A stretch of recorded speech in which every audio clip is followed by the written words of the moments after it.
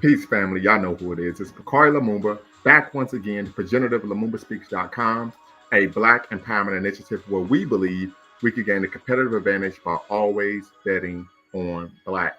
Back once again, great Friday evening where we're doing a dual stream with Bequaline Network, the Pan African social media extraordinaire, and of course, LumumbaSpeaks.com, a Black empowerment initiative where we believe we can gain a competitive advantage by always betting on Black. Happy you could be with us this evening. Make sure you tune in, tap in, and be part of the conversation. Before you do, make sure you hit the subscribe, like button, and the like button, as well as the notification bell. And we're going to be having a great conversation this evening where we are asking the question, is sexism Pan-Africanism's Achilles heel? So before we get started, family, you all know we have to go over the ground rules here at Lumumba Speaks very quickly. And as you all know, diversity of thought is welcome. So irrespective if you're on the left, you're on the right, you're right down the middle, you're a feminist, you're LGBTQ, you are able to be part of the conversation this evening. Most importantly, no racial epithets, no epithets of any kind. This is, of course, a space of Black empowerment. And of course, we believe in 3 N's of Black power, which are self-respect, self-defense, and of course, self-determination.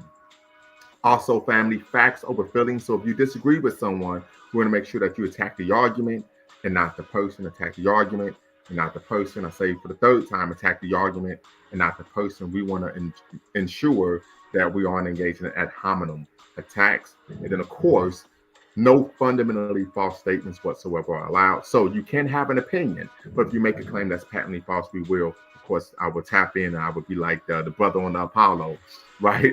So just make sure you're aware of that. I always give the example. You can be of the position that LeBron, Kareem Abdul-Jabbar, are going to give some love to Kareem this evening. And of course, Michael Jordan are the GOAT, right? When we talk about in terms of the pantheon of NBA all-time greats, or it may be even Kobe, right? But if you were to make the claim that Michael Jordan only won 2 championships, or Kareem Abdul-Jabbar only won 1 MVP, that would be a claim that's patently false, and I will, of course, yank you off the stage. No, I'm joking, but I will let you know that statement is not true. And then, of course, last but not least, our mission here at Lumumba Speaks is to neither exonerate or vilify, but to simply challenge conventional wisdom and re-examine what has previously been accepted as fact. So before we move forward, family, today's Black History Fact, I want to make sure we give a shout out for today's Black History Fact. And in fact, today is my mother's 68th birthday. So hi, Mom. Hope you're watching.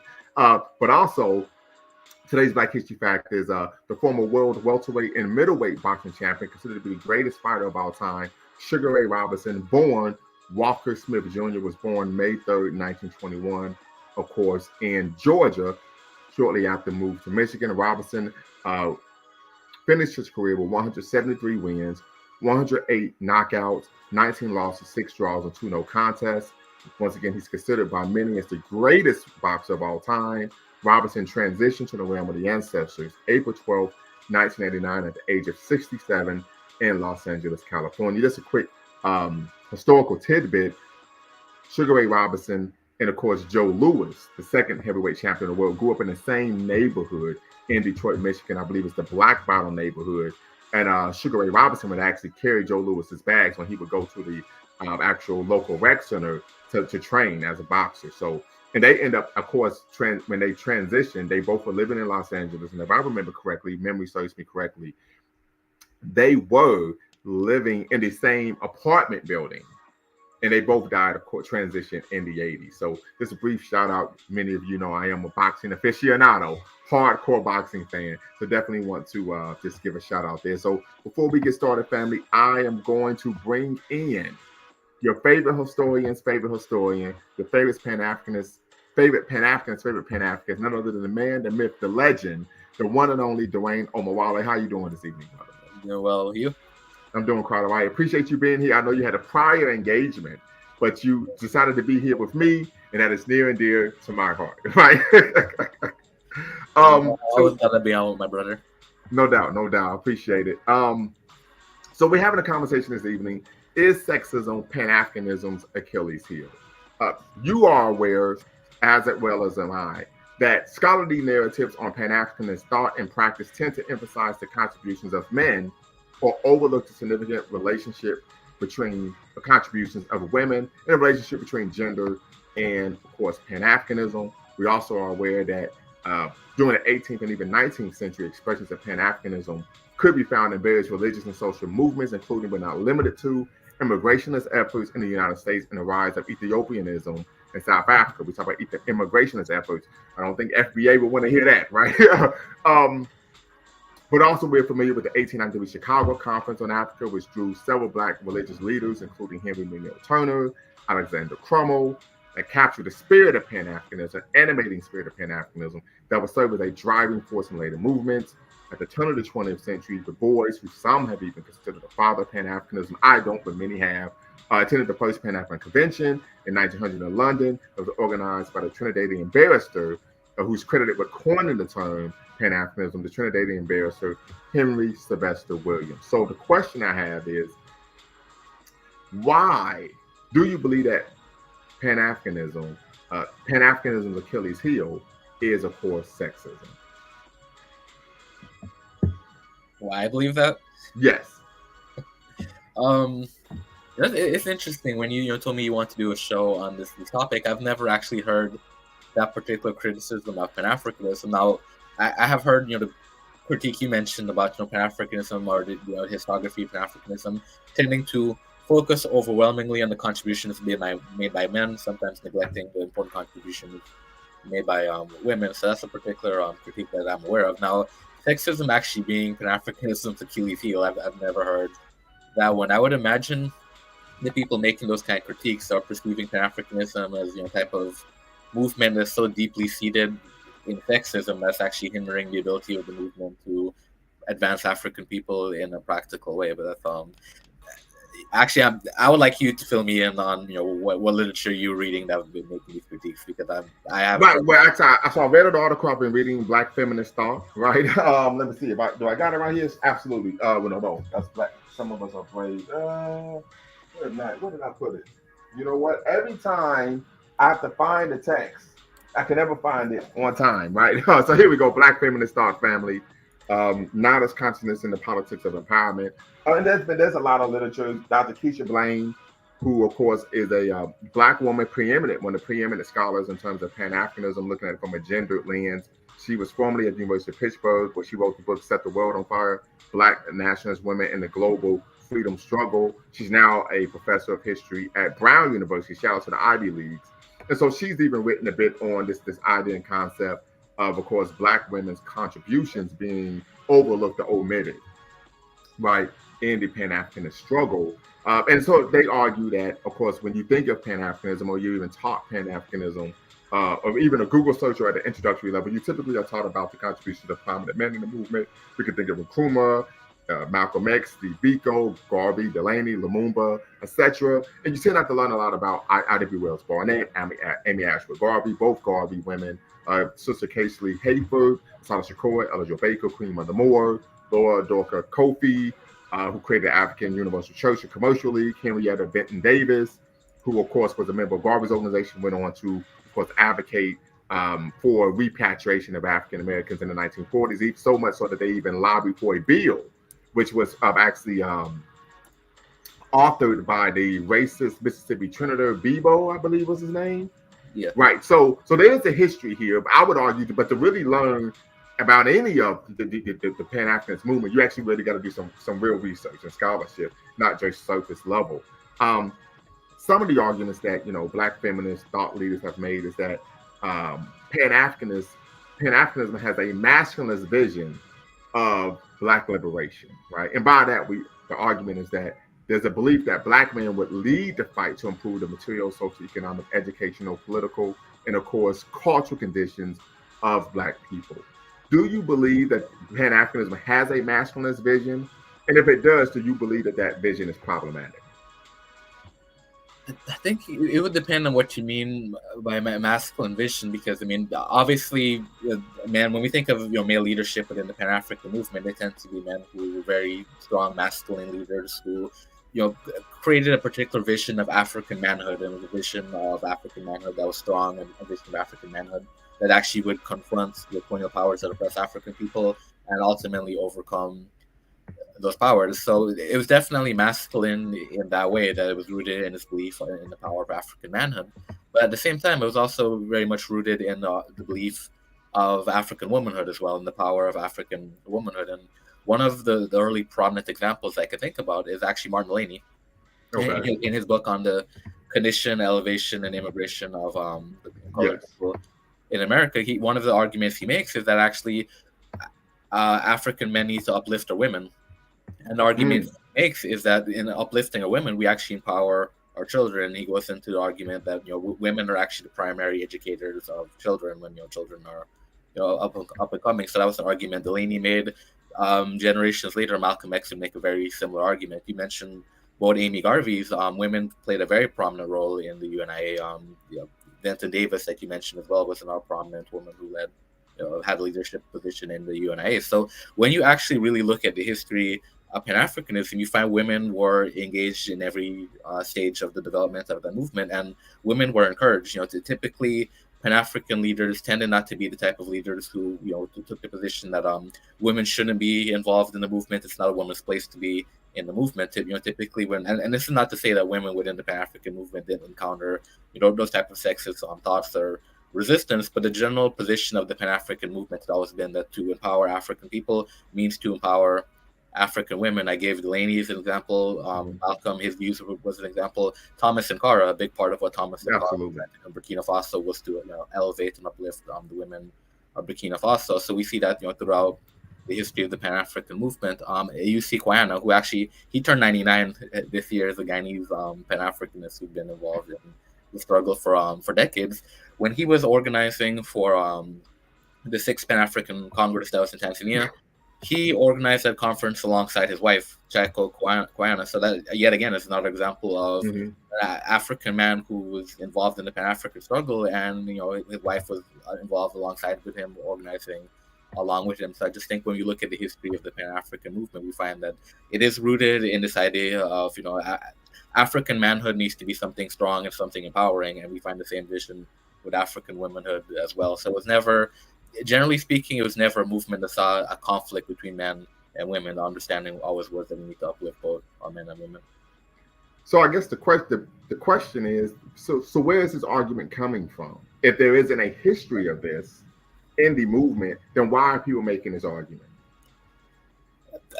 Again, you would know better than I would because you read the literature, but I would make the assumption that this argument probably is coming from individuals who, as you mentioned, because typically when we think about Pan-Africanism, we think of Du Bois and Garvey and Nkrumah, Malcolm X, so probably individuals who haven't actually studied the movement in depth. They're perhaps reacting to what they see on the surface. So they see outwardly the majority of Pan-Africanists who are acknowledged and honored within movements and to be men. So they're perhaps thinking that because of this, it must be a sexist movement or a type of movement that really doesn't value the contributions of women. So I think that might be one aspect of it. The other aspect of it, it could be a situation where it may be individuals reacting to certain sexist remarks they may have heard from individual Pan-Africanists. I mean, I think certainly on an individual level, you might find Pan-Africanists who have those type of views. And unfortunately, one of the things that happens with Pan-Africanism is an individual who claims Pan-Africanism might take a particular position, and suddenly now that person represents the entire Pan-African movement. We've had these conversations with Umar Johnson that and you said you had this experience as well, where when people find out I'm a Pan-Africanist, suddenly now I have to defend everything that Umar Johnson ever done because he's a Pan-Africanist and I'm a Pan-Africanist, and apparently we have the same worldview. So I think that may be part of it as well. That it could be a reaction to perhaps certain views taken by Pan-Africanists who have expressed sexist views. But generally, when we talk about the traditions within the Pan-African movement, I can't. Off the top of my head, I really struggle to think of a Pan-African leader who took an outright sexist position of, just viewing women as being subservient to men, inferior to men, and having no place in the movement. From my research, that's not part of the tradition of the Pan-African movement on any level.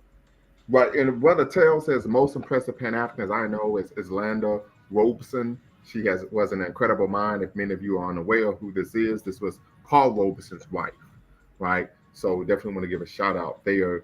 Some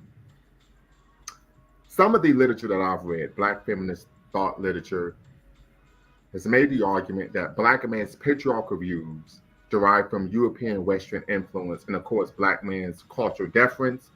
One of the articles I read, they quoted James Baldwin stating that to be black in America and born and raised in America makes one schizophrenic, meaning that at deep down at their core, you want to be white.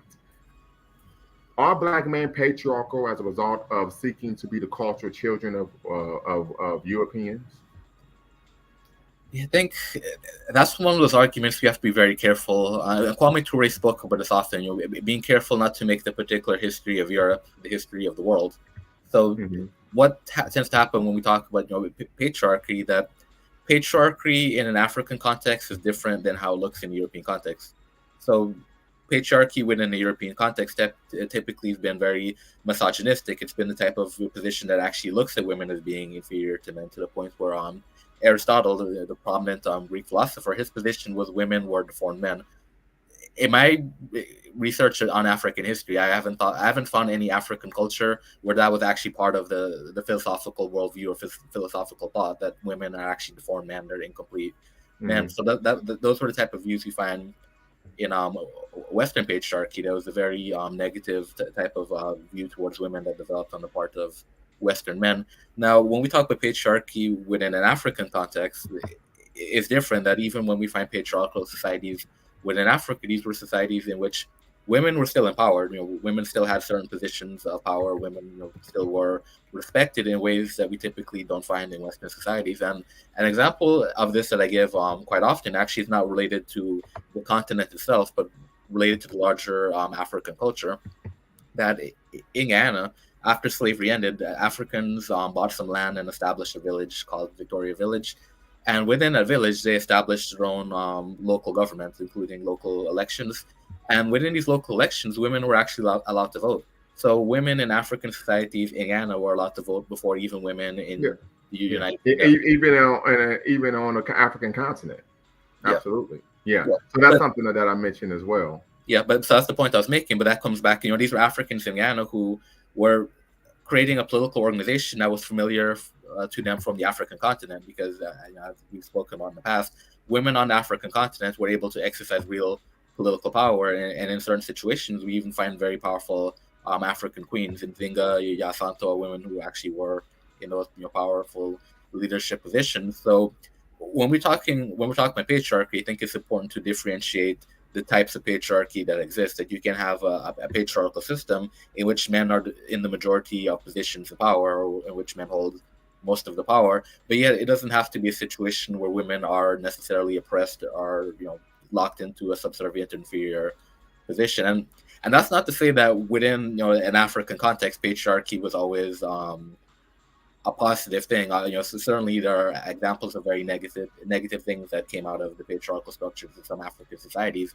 A notable example being polygamy. Obviously, polygamy in African societies very much favored the men, to the point where Walter Rodney made the point in How Europe Underdeveloped Africa that very often polygamous marriages were arrangements in which men actually were able to exploit the labor capacities of yes. I remember him stating that. Absolutely. So that would be an example of a patriarchal aspect of African society that very clearly was designed to exploit the labor capacities of women in a position that favored men. So not suggesting that there weren't any issues within the patriarchal structures in Africa, but just generally speaking, when we talk about patriarchy in an African context, just simply because African men had positions of power, it didn't necessarily mean that African women were oppressed or viewed as being lesser than, simply because African men had those positions of power. And Walter Rodney made a similar point, a different point, in his book as well, about how in some situations you'd have examples where a king could be ruling on a throne, but the real power behind the king was actually the queen mother.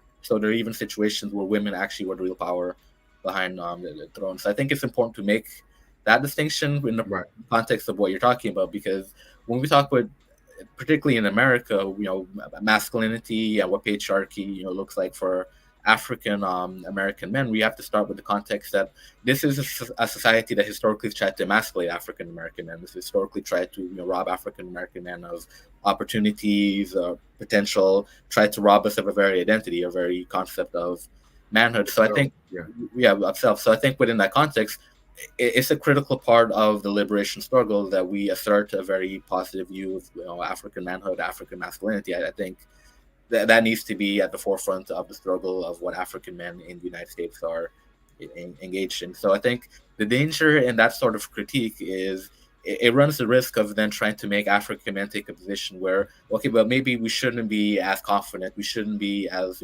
forthcoming in terms of taking leadership positions. Maybe we should take a step back, be more subservient, not be less confident. We're gonna get to that.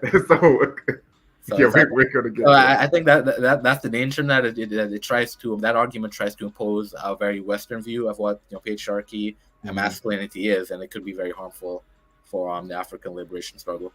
Absolutely. So one of the arguments made in some of the literature that I read is that the argument was that, firstly, a female Pan-African leader is first and foremost primarily a feminist leader, right? And so if you're opposing foreign domination, you also are going to be opposing patriarchy. What are your thoughts on that? In your opinion, is that mutually exclusive? I think that would be true. The only thing I would say about that is it would depend on how are you defining feminism, because feminism, very much like Pan-Africanism, when we say feminism, there's different ideologies within the feminist movement. That generally speaking, feminism is a movement that advocates for the equality of women, equal rights for women, and certainly within the Pan-African movement, we do find examples of that. For example, Fumilayo Kute, Fela Kute's mother, who was a nationalist leader in Nigeria, one of my personal favorite Pan-Africanists, actually. So she would be an example of a Pan-Africanist who was a woman who fought colonialism in Nigeria, but at the same time also fought against the oppression of African women in Nigeria. She's very critical of structures that kept African women oppressed. So that would be an example of that. Off the top of my head, I'm also thinking about Assata Shakur. That Assata Shakur was another very prominent Pan-African leader who fought racial oppression in the United States. And in her autobiography, she also goes into some of the particular. And in fact, one of the things she mentions in her autobiography is that there was a situation where she herself was nearly sexually assaulted by a gang of men. So I think Elaine Brown as well. Her memoir "Taste of Power" discusses this type of issue as well. So I think for women in the Pan-African movement that have been in those leadership spaces, for them, it's almost a situation where you have to be a feminist in the sense that you do have to denounce sexism because they are victims of sexism, and whether it's sexism that's coming from European men who are seeking. I mean, we know the history of this: European men sexually abusing African women and that sort of thing. So whether even Arab men, this non-African. That's a big issue even in our parts of the continent. So whether it's issues with those men or even issues of African men within the community abusing African women. So I think, from the perspective of women who've been in Pan-African spaces and been in leadership positions, I think they almost have to take a position of denouncing sexism as well, because it's something that really impacts them. Edna Rollin, a Pan-African leader of Brazil, she made the point that African women, she said, are oppressed 3 times: oppressed for being African, oppressed for being poor, and oppressed for being a woman. So I think that is a reality that African women confront. That sexism is a real problem, and I think for a Pan-African woman to be an effective leader, that is an issue that I think they'd have to address. But as I said, when you're talking about whether or not they were feminists, I think it would depend on which type of feminism we're talking about. Because obviously they were all Pan-Africanists. They didn't take the position that Pan-Africanism was so sexist to the point where they didn't want anything to do with that movement. So I think the argument about sexism being Pan-Africanism is an Achilles heel. Like I said, you would know more about this than I would, but I suspect that this is a very academic argument. It's probably not an argument coming from women who are actually organizing within Pan-African. Why Black feminism as opposed to Africana womanism? Can Black women fight sexism and be an Africana womanist rather than a Black feminist? Because of course the argument by the sister who coined the term, Kanoa Hudson Weems, coined the term Africana womanism, is that Black feminism is a derivative of intellectually lazy Black women who are simply seeking to emulate white feminism in blackface. Yeah, I would agree with that, and it's the same point I was making before, that the Africana womanism tends to look at the issue of sexism from an African-centered perspective rather than simply adopting what the feminists are doing, because typically Western feminism is something that emerged out of the particular experience of white women not being able to vote and having those equal rights. But part of that experience of white women also encompasses having power not only over African women, but having power over African men as well. There were situations, particularly when we talk about lynching, that all a white woman had to do is lie on an African man and said, this African man lynched me. I mean, raped me, and then he gets lynched. And right. White supremacy would always take her word, even though she's a woman, over an African man. So right. That's always been the issue, that Black feminists it's a contradiction that Black feminists have had to really confront, that they take the position that the primary struggle that African women confront is a gender issue. But yet, at the same time, they overlook the racial component, and the racial component is important because, as I pointed out, white women have power over African men.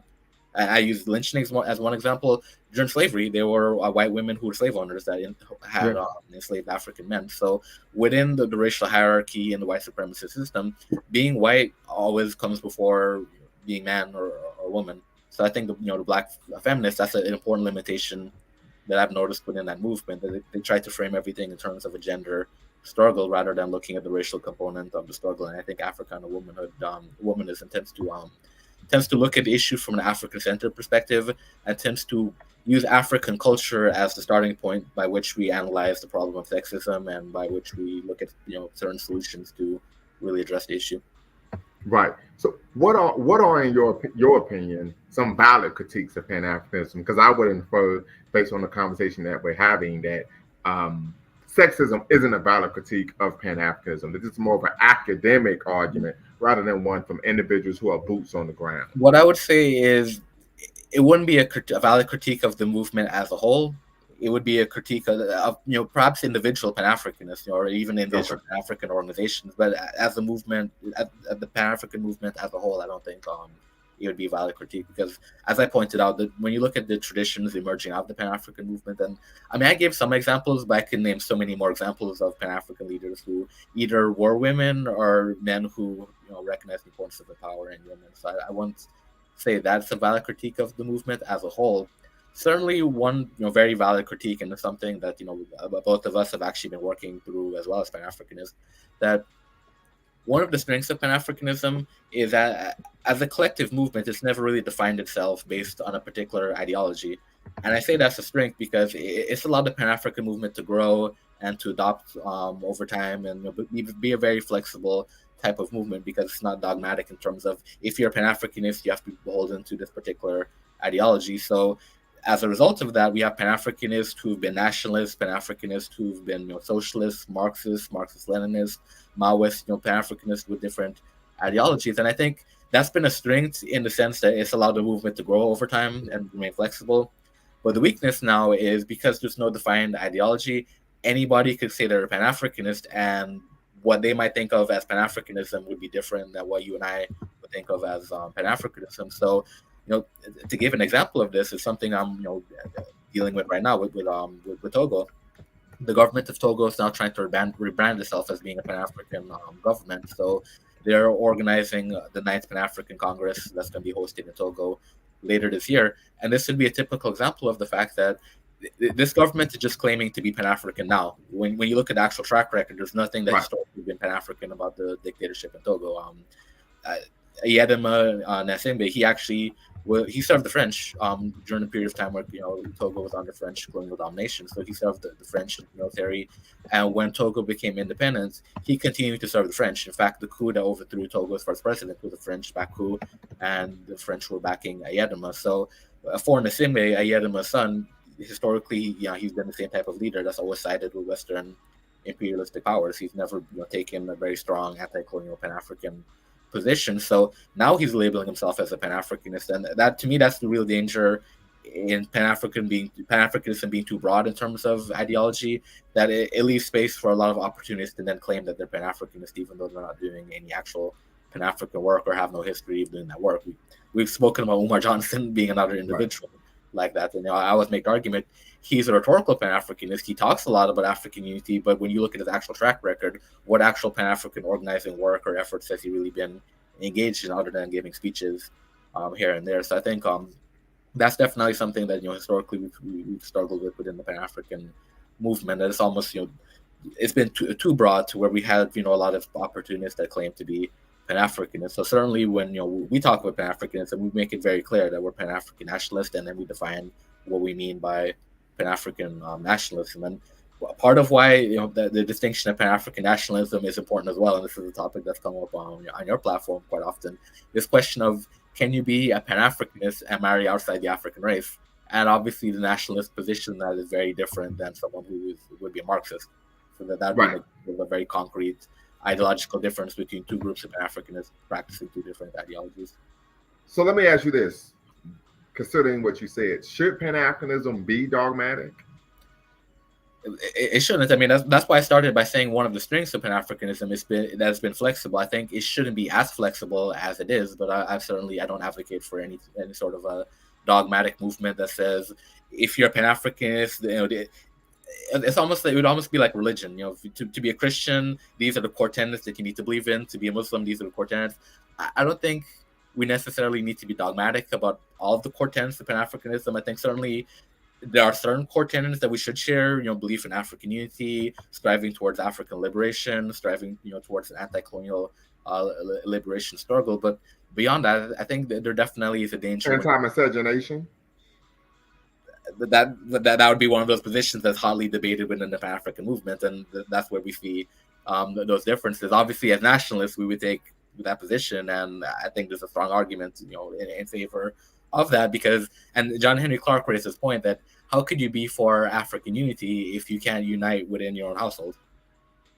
So it would be a contradiction. So I think there are certain core tenets that I think we just to be effective as Pan-Africanists, we would need to adopt. And that's a good example, because it would seem, because that's so contradictory, it almost seems counterintuitive or counterproductive to what we're trying to do as Pan-Africanists. So that would be a core tenet that, as Pan-African nationalists, and I would say all Pan-Africanists, we need to abide by. We certainly shouldn't be creating contradictions within the effort to unite African people. But I don't think it should be so dogmatic that it becomes impractical, or it shouldn't be so dogmatic that it becomes self-destructive. And that's why I gave the religious example, because we know throughout the history of religion that religion has become so dogmatic that believers within a particular religion start fighting each other and killing each other over interpretations of the same religion. And we see this throughout the history of Europe, different churches going to war with each other, fighting each other, killing each other. They believe in the same Christianity, they believe in the same Bible, just fighting over different interpretations. We even find it in Islam as well. Yeah, I was going to say, Islam. So that's why I use the example of religion, because I think when you become too dogmatic within a particular movement, you start running into those kind of sectarian conflicts. I don't think we need that within Pan-Africanism, so we shouldn't be so dogmatic that it reaches that point. But at the same time, it shouldn't be so flexible that people could claim to be Pan-Africanists when they're actually engaging in behavior that's counterproductive. Right, or contradictory, antithetical to the very ideas that you say you believe in. So let me ask you this, and we kind of talked about this a little bit earlier about this concept of Pan-Africanism having a masculinist vision, and meaning that Black men believe that they should lead, not that it should be singular, but that they should lead the struggle for, of course, African redemption at home and abroad. How would Black men be viewed, particularly in the African communal context, if they didn't take a leadership role in terms of striving for African redemption, in your opinion? Well, to bring it back to feminists, I would imagine the same feminists who have that critique of Pan-Africanism would then turn around and criticize Black men for not taking leadership positions, not trying to defend the community, not trying to protect their women. So, and we've had these conversations. Yeah, we've seen this before, right? Protect Black women are being protected, and then when Black men are being protectors, and I'm glad you brought this up, because I've made this argument. I'm gonna get on my bully pulpit very quickly, right? Please forgive me for interjecting, right? But I've made this argument that, particularly Black men like me, such as myself, leadership isn't reactionary. The best leadership that I know, and part of this is based on my military indoctrination, working for Uncle Sam, because Dwayne and Brother Jabril always get on me about that, is the best leadership is preventative maintenance, right? So we're going to prevent problems from even taking place, right? Rather than being a toy soldier that you can wind up and go out and send out on dummy missions. And so what tends to happen is you're damned if you do, damned if you don't. If you're being a protector, you're seen as being a controlling, dictatorial, patriarchal, misogynistic pig, right? And if you aren't being a protector, if you aren't engaging in leadership, if you aren't making decisions, if you aren't taking the initiative, then you're a weak man. And then the women have to carry the burden of the community on their shoulders because our men aren't ish. So we tend to find ourselves in a catch-22. And I even argue that from a feminist standpoint, I've made the argument, I've read a lot of the literature, that it's really rooted, particularly Bell Hooks, who is your favorite scholar, right? That a lot of the argument, I argue, just rooted in manipulation. We want to be able to put masculinity on the shelf and then use it when we feel it's needed and necessary. And so I even argue that is a dehumanizing apparatus because you're seeking to not accept the whole person, but only parts of the person. And that's an argument that a lot of feminist scholars make in terms of how women are objectified from a beauty standpoint. We see this in music videos where they may not show the woman's face, just maybe her legs or curvaceous figure, right? And so I would argue that the same is being done from this perspective as well. Extremely problematic. Yeah, and that's why I made the argument before that we need to address these problems looking at it from an African-centered perspective. So in many African societies, typically what you find is, again, go back to the fact that most African societies are patriarchal to different degrees. Typically what you'd find is that even though men were in the majority of positions of leadership, it was not a situation, as I said before, where women were completely suppressed or dominated. So I mentioned the Asantwa, as an example. The Asante people traditionally were patriarchal people, but yet there was still that level of respect for women to the point where when a strong African woman actually rose and took a position of leadership, that the Shanti men were willing to, get in line and fight behind the Asantwa. And part of what she did to rally the Asante men towards fighting the British, she called them out. She basically called out the Asante men for not being stronger in terms of not being strong, man, not being about that life, not being about that action, not being willing to spend the block, right? I mean, we're gonna keep it a buck, right? We're gonna keep it all the way 100. So, and we tend to find, and I can say this as someone who's worked in the academy, that type of masculine frame of reference, that type of persona is frowned upon, right? And so I argue a lot of it is rooted in manipulation, that they want to emasculate black men. I know your favorite Pan-Africanist, Dr. Umar Johnson, has even made the argument that feminism is part of white supremacy. Right? He's even made that argument. So, family, I'll put the link in the chat. The link is in the chat, family. Tap in, be part of the conversation. The link is in the chat. The link is in the description. You're watching a dual stream with Bequaline Network, the Pan-African social media extraordinaire, and of course, LumumbaSpeaks.com, a Black empowerment initiative where we believe we could gain a competitive advantage by always betting on Black. If you're watching, hit the subscribe and the like button as well as the notification bell. Thumbs up, thumbs up, thumbs up. Want to make sure that you, of course, are aware of all of our upcoming videos. So Mr. Sandman states it's a part of human nature for men to be assertive leaders. Natural selection, women reproduce with masculine man. Men and women need each other. Women couldn't survive on this planet without men. And our species, I wouldn't use the term species, but I get what you're saying, would go extinct without women. Facts, we need each other. We're talking about duality here, which is an African cultural concept from antiquity to today. So you cook with fish grease, Brother Sandman. I know you're in the Illidale. We know Boots Ennis got a fight coming up in July. But tap in and be part of the conversation. And so Brother Pharaoh states that, this matriarchy and Black misandry is Pan-Africanism's Achilles heel. I would make the argument that may be an issue in the Black community as a whole, but I don't see that this is something that actually is causing issues in the Pan-Africanist movement, right? So, but tap in, be part of the conversation. Definitely would love to hear what you have to say. And I would agree with, of course, Brother Dwayne Omawale. I would argue I agree with much of what he says. And if I don't agree with him, he typically is able to disabuse me of my illogical perspectives, family. He is my I may be older than him, and genealogically speaking, but he is my Pan-Africanist big brother. So just want to make sure you all are aware of that. If you haven't, make sure you go on to Facebook and, of course, follow Dwayne Omawale on Dwayne Omawale Pan-African Writer. And go to Amazon. He is, of course, the author of 27 books on African and Afro-Caribbean history. So make sure that you show Brother Dwayne Omawale some love there. He is, of course, a resident historian here at Lumumba Speaks and Bequaline Network. So we are always pleased and extremely grateful when we're able to have him, and he's willing to lend his brilliant Pan-African mind, of course, to the masses, right? So, but yes, I would agree.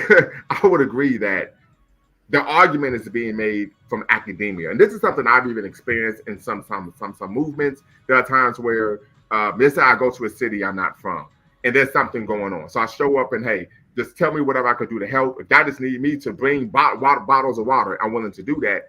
And I've come across some sisters who were feminists who said, well, their concern was they wanted to be in a leadership position. Their concern wasn't Black people actually accomplishing the said goals in particular initiative or program. Have you ever come across that type of a mindset or behavior? Yeah, I can't say I have. But I mean, just in my experience and my personal experience, working in Pan-African spaces, we tend not to have those type of conflicts because the spaces I've been in, the main focus has always been doing the work that's going to benefit our people. So it's never an issue about whether men are going to lead or women are going to lead it. And that's why I made the point about the Shanti people, that in an African cultural understanding, that ultimately what's important is not which gender is leading the struggle, but the fact that the struggle is being led by the people who need to be leading the struggle and ultimately achieving that objective. So in my experience, it tends not to be an issue, but like I said, that's my personal experience. Working in the spaces I've worked in, I recognize other people. Right. And I would argue that the individuals that I came across who were engaging in that type of rhetoric and of course behavior weren't actually Pan-Africanists. Right. I've even had some brothers and sisters share with me, particularly when the Ferguson uprising took place, that members of Black Lives Matter, the organization, were engaging in the same kind of behavior. That made them begin to look at them in a manner that was lack of better words, funny style, with many people being the question, what is your angle? As of course, Denzel Washington was known to say in the Malcolm X movie, right? What's your angle? You're here and you're seeming to disrupt what we're trying to do. And so these are issues that I think we have to have a concern with. I know Brother Bawana typically takes umbrage with some of the arguments coming from the academy because it's theoretically based and not based in praxis. And we know that unfortunately that could be very difficult to actually try to connect the two when one. So LMA, I see you, brother. You can turn your camera off. I'm gonna bring you in. When one doesn't actually look at what happens on the ground in actual particular movements and organizations. LMA, what's the word? Hey, nothing much, man. Can you guys hear me okay? Oh, we hear you just fine, brother. Just fine. Appreciate you tapping in, by the way. Uh-oh. And real quick, where the sisters at? Look, we're having a conversation about sexism and the Pan-African movement. We're going to need you all to tap in, right? We get this all the time. This is a masculine space. There's no women here. This is open to everyone. The link is in the chat. The link is in the description. Come on in. Be part of the conversation. We want to hear what you all have to say. So it's sexism, Pan-Africanism's Achilles heel. LMA, go right ahead.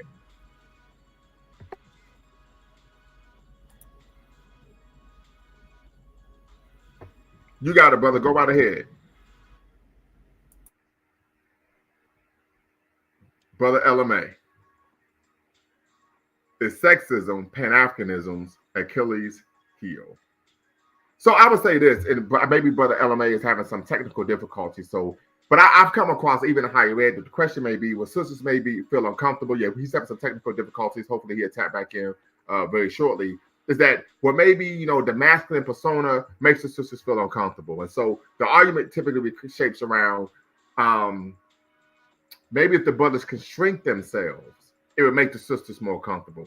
And I argue that is something that is extremely problematic, is unbecoming. That's not the way the real world works. And I wouldn't ask a sister to shrink herself unless the person was engaging in behavior that was unbecoming, untoward, problematic, unprofessional, counterproductive, etc.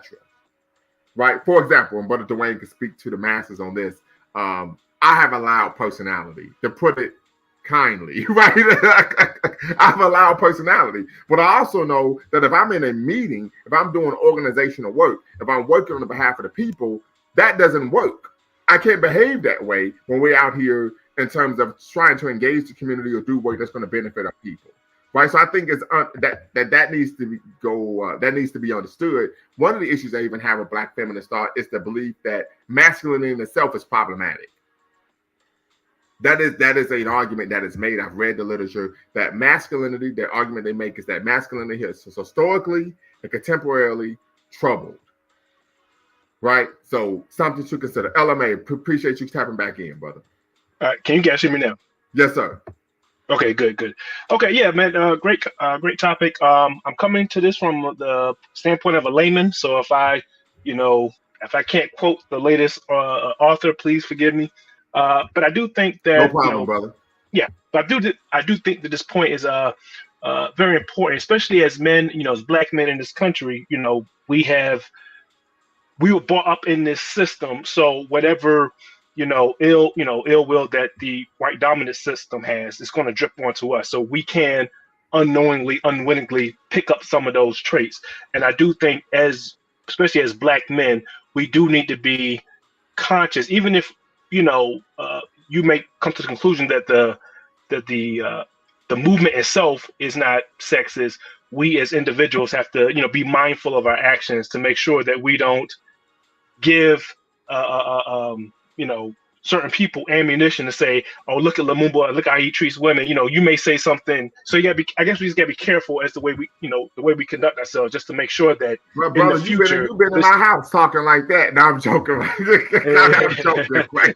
yeah. No, but I But agree you get with it. you 100%, brother. Go right ahead. Right. Because like I said, I do think that in this topic, even kind of bleeds into from the kind of the gender wars that we've been having. Black men don't do this, women don't do that. So I do think that there is a way that as men, almost like a code of conduct or whatever, how we need to make sure that we conduct ourselves, around each other, but of course around women, to make sure that we don't because like sometimes you just be you're thinking, you're just doing your thing, not even thinking about sexism or anything like that. You're just trying to get the job done, and then the sisters may feel a certain way about it. So I think that we just need to make sure that we're mindful of our actions, mindful of our words, just to make sure that our sisters don't feel left out or marginalized, anything like that. I think it's just because some people they just almost like Umar, what I'm saying, he just be saying shit. He thinks he's spitting. And while I do agree with the guy most of the time, I think sometimes he can, he may go a little overboard, and the next thing you know, he done stepped on a landmine, and now he has 20 articles written about him on Lipstick Alley and all this other shit. And I think that one is we should do it for our sisters, and we need to do it to make sure that our sister, that it's not used against us in the future. Right, and I would agree with you there 100%. Yeah. I think it's something we need to be cognizant of. I became extremely cognizant of that when I had my daughter. That's what I wanted to make sure that I was not engaging in sexism in her own household, where I was preventing her from engaging in particular activities, or even being a thought leader, or even a progenitor of some ideas, or even actions or initiatives in the home, simply because she was a girl. So I definitely agree with you there. Doc says, as long as sisters want black men protection, there will be an element of physical superiority positioning. Protecting black women is not a European trait. We were here first. Everything masculine cannot be attributed to whiteness. I would agree. And that is one of the critiques I have of feminist thought, particularly black feminist thought. So they would take examples from European culture and then try to impart them on all men worldwide. It's like you're being intellectually disingenuous, right? You're engaging in subterfuge. You're trying to finagle. Right, so these are some of the issues that I tend to take extreme umbrage with. Brother Dwayne Omawale can even share that he's read some feminist literature, and it was nauseating to do so. But and the part of it was because they were making claims about African history, about our Black history, that was simply patently false. One of the core issues that we have here, Lumumba speaks, one of the core tenets here that we're extremely dogmatic about, right? Hence that word dogmatic, is that we do not allow individuals to make claims that are patently false. Can't do it, never, no way, no how, right? I say stop it, right? And so this is something that we do see in feminist thought, and I would argue, and once again, I'm leaning on the brilliance of Brother Omawale, is that when you simply read one worldview or one piece of literature, you are rooted in one kind of type of discipline, you tend to have an extremely skewed perspective of view of how the world works. So these are things to consider.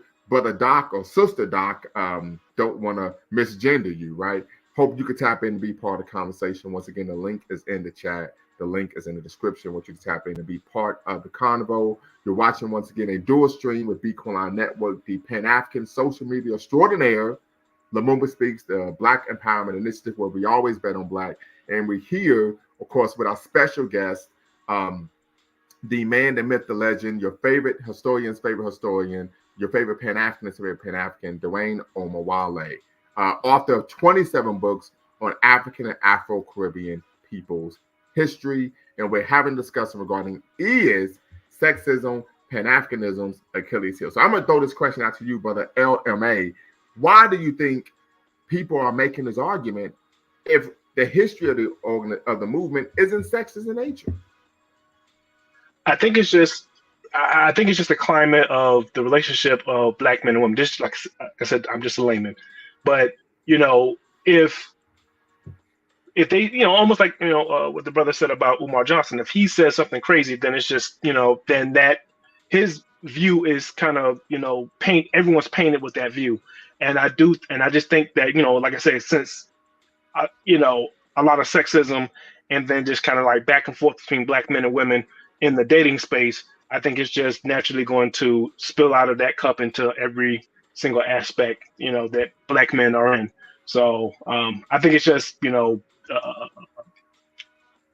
it's something that paints every organization. If we had an organization about, I don't know, just led by Black men about basket weaving, then that basket weaving thing would be considered sexist. You know what I'm saying? It's just the fact that, you know what I'm saying? It's just the fact that it's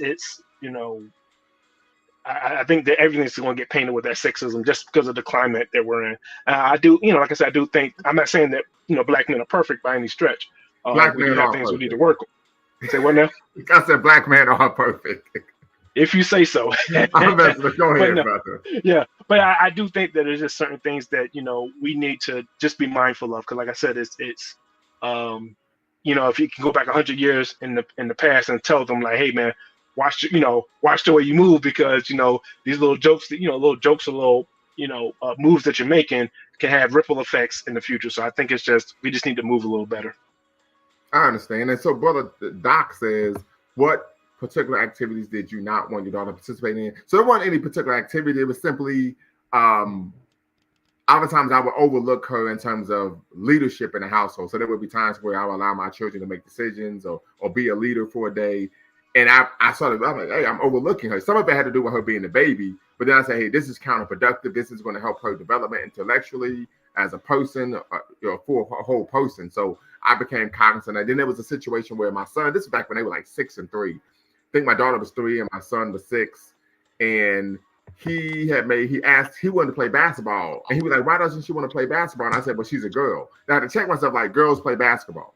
Right. So that would be an example of having to make sure I kind of, policed some of the language that I was using in the home.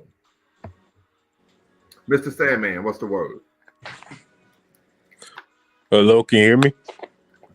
Yes, we can. Hey, what's going on? Yeah. So basically, hello, are you still there?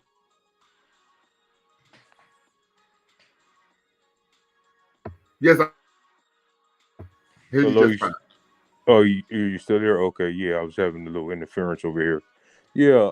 Basically, I was thinking that what came to mind in this particular topic is historically throughout the time that human beings have been on this planet Earth, the male being the more dominant physical being between the man and the woman allowed him to gain more power in social settings in between culturally.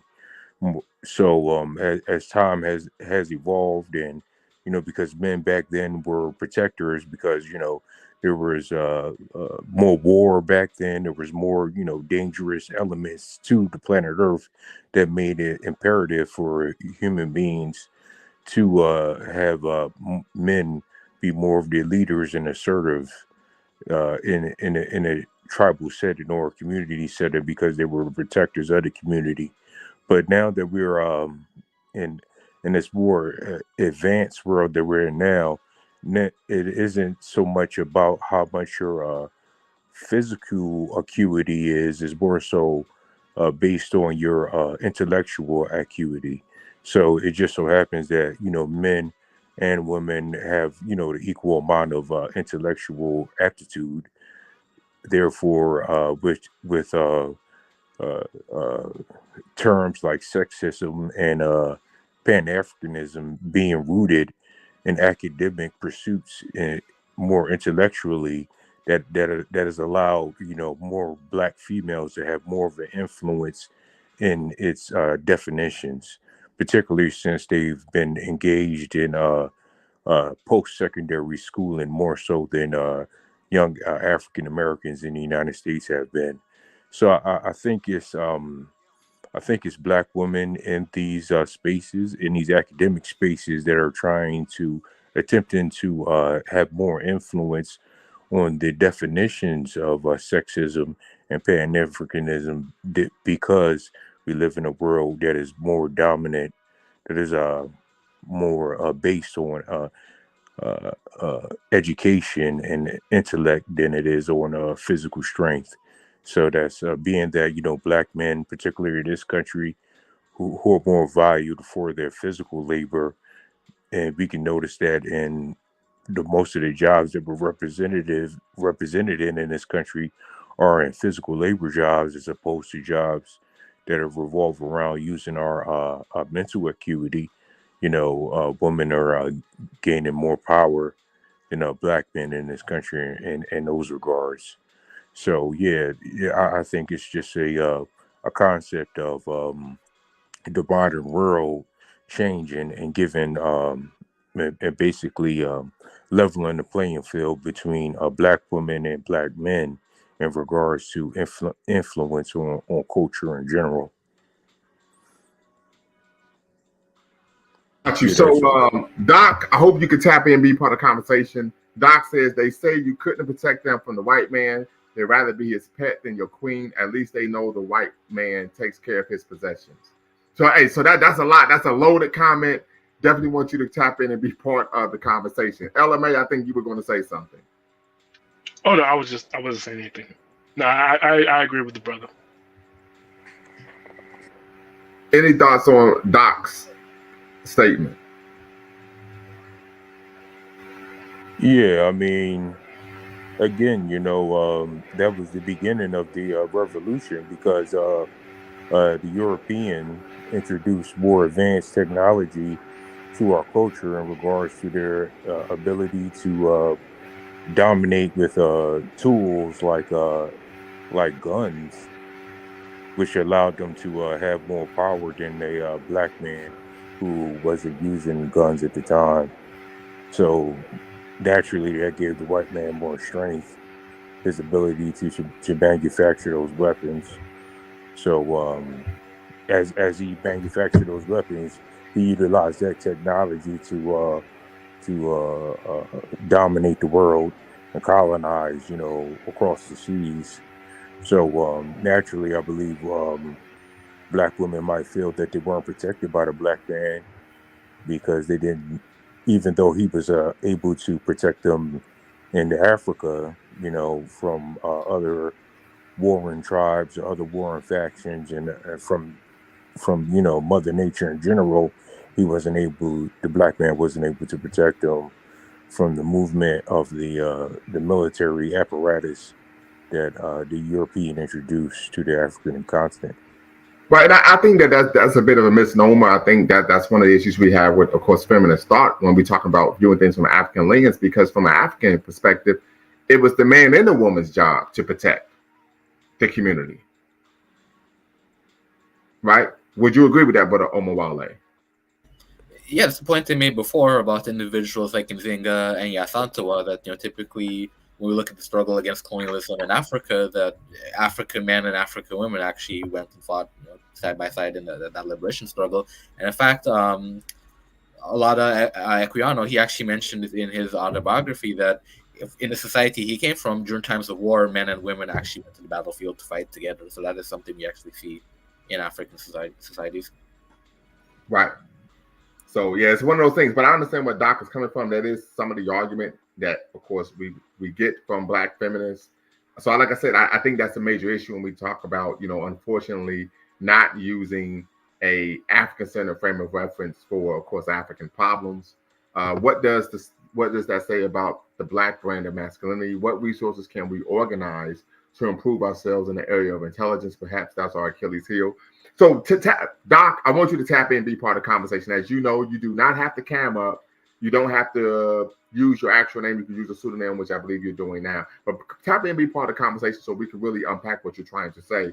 Pan-Africanism, Brother Pharaoh, is actually Black misandry and pushes Black matriarchy.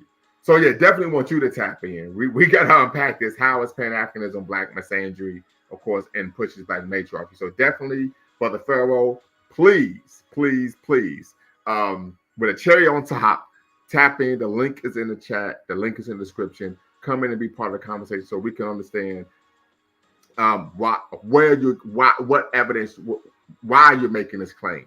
Definitely want you to do that. And of course, Brother D1 Beats, definitely appreciate you, brother. Peace to Lumumba, B. Quillan. Salute to Brother Dwayne. Absolutely. Brother D1, you're always welcome. You can tap in and be part of the conversation. And of course, I remember Equiano saying that I wonder how much the mass enslavement and lack of males during that time had to do with the women fighting. Yes, that is part of the argument. Typically, we look at the Amazons or the homelands that they're widely known as. Part of that was due to the fact that, of course, a lot of men were killed, deleted, as a result of slave raiding. So there was a need to actually have a standing female army. So good point, Brother Shabazz. So Doc says, Nzinga sold nearly 200,000 slaves to the Portuguese. Your retort, Brother Omawale. That was the unfortunate reality of what the slave trade was in Africa at the time. She was waging, at the time she was waging a war against the Portuguese. So most of the slaves she was actually selling to the Dutch in return to get the weapons to continue fighting that war against the Portuguese. And that's why the slave trade became so insidious, because to protect yourself, you needed guns, and to get the guns, you'd have to sell slaves to get it. So it was, the slave trade created that type of cycle. So I think Brother Hakeem Ade out of the UK, he talks about the vicious gun trade cycle, slave gun cycle. So it was a vicious cycle that once you were involved, it was difficult to get out of. So yeah, great point. But Doc, I want you to tap in once again, be part of the conversation. I'm still waiting on one of my sisters to tap in and be part of the convo. Hopefully, she says she's on her way, and of course, we can have a more robust conversation. Says, I'm definitely looking to learn more about the subject. I remember Dwayne sending me a PDF on pre-colonial West African women's participation in society. We know Brother Dwayne is the requisite resource for all things history here at, of course, Lumumba Speaks, and we greatly appreciate being able to actually team up with him. He's not a guest here. He's actually a member of the team, and we know this is a partnership as far as I see it. So definitely appreciative. Of course, appreciative of Bequilon Network as well. Of course, as you all know, the Pan-African media extraordinaire, who does a great job of actually looking at the origins of many of the ideologies that seek to disabuse African people of an African consciousness. So want to make sure that we're definitely looking at African solutions to African people's problems. Are there people arguing there is sexism and Pan-Africanism? Brother Shabazz, yes, this is typically coming from the academic realm, right? So academics typically are making this argument. We've unpacked that, but you're more than welcome to join the conversation. Doc says, thank you for the insight. We appreciate you, brother, for being welcoming the insight, right? And not being dogmatic, closed-minded, carnal-minded, etc. So definitely would love for you to be part of the conversation. And then, of course, Brother Pharaoh, you made that claim that Pan-Africanism is actually Black misandry and pushes Black matriarchy. Need you here. I need you here. You're going to have to pull up. You're going to have to pull up. We're going to spin the block. We're going to have a conversation because I need you to tell me why, in your view, Pan-Africanism promotes Black misandry and pushes Black matriarchy. So once again, you can make whatever claim you want. We want to make sure that you're able to substantiate that. Shout out to Richard Dixon, says, peace, everyone. Absolutely. Tap in, be part of the conversation, Brother Richard. Mr. Sandman, any thoughts? Yes. Oh damn, almost forgot what I was going to say. Yeah. So now you were saying that the women were also involved in protecting the community alongside of the man. Was that like something that was more commonplace traditionally in African cultures? Well, so I would put it this way. in traditional African culture, and by traditional African culture, we're talking about, particularly in this instance, medieval African culture, West African culture, independent of European and Arab influence. And so, what we find is that in those societies, a man being loving and nurturing to his children wasn't seen as something that is feminine in nature, right? That's typically what we get from a Western perspective, particularly when you look at things from a feminist paradigm. Same with women. If women had to pick up a spear or a sword and fight to protect their family or community, that wasn't seen as her taking on a masculine persona. That was simply an aspect of African womanhood. Okay. Yeah. Yeah, it would just seem like, common sense would lead you to believe that, with naturally with the male having more of a powerful physique than a woman, that it would make it more sense for him to be the one to engage in violent activity or defense against Right. a foe physically. So, but yeah, I can imagine that in a pinch where it was necessary, that a woman could, pick up a sword and fight. However, like I was just talking about before, in modern society, now anyone could pick up a weapon, a gun, even a child can do it, and delete someone else. So modern technology has changed the world in that sense. And in regards to the gun trade with Africans and the European, from my understanding, and I started to do a little bit of research on this prior to me even getting involved in your podcast. Was a while ago. I was doing some reading, and you could correct me if I'm wrong. They were saying something to the effect that um, the first Europeans to set foot on the West African soil were explorers at the time, and they weren't aware of the vast kingdoms in West Africa. And from my understanding, what had happened was when they had first came in contact with the African kingdoms and kings on the shores, because we come from those kingdoms in West Africa, that it was a mutually respected encounter between the Europeans and the Africans. However, and there's even documented accounts of Europeans returning from their voyage to West Africa back to Europe, documented cases of them, documenting their encounters with us and stating that we were powerful and organized and strong nations. However, they also knew that over time that they could manipulate the the kingdoms and take the land if they could only get rid of the leaders of the land. So apparently, what had happened was, and you correct me if I'm wrong, but over time and going back and forth and trading between Europeans and West Africans, as the older monarchs started to pass away, being that because it's a monarchy, it was the king and queen's child, young, inexperienced child, gullible child who would take over the kingdom, and then at that point, it was that's when the European was able to manipulate the king or the prince of the kingdom by sowing strands of discord in between different kingdoms.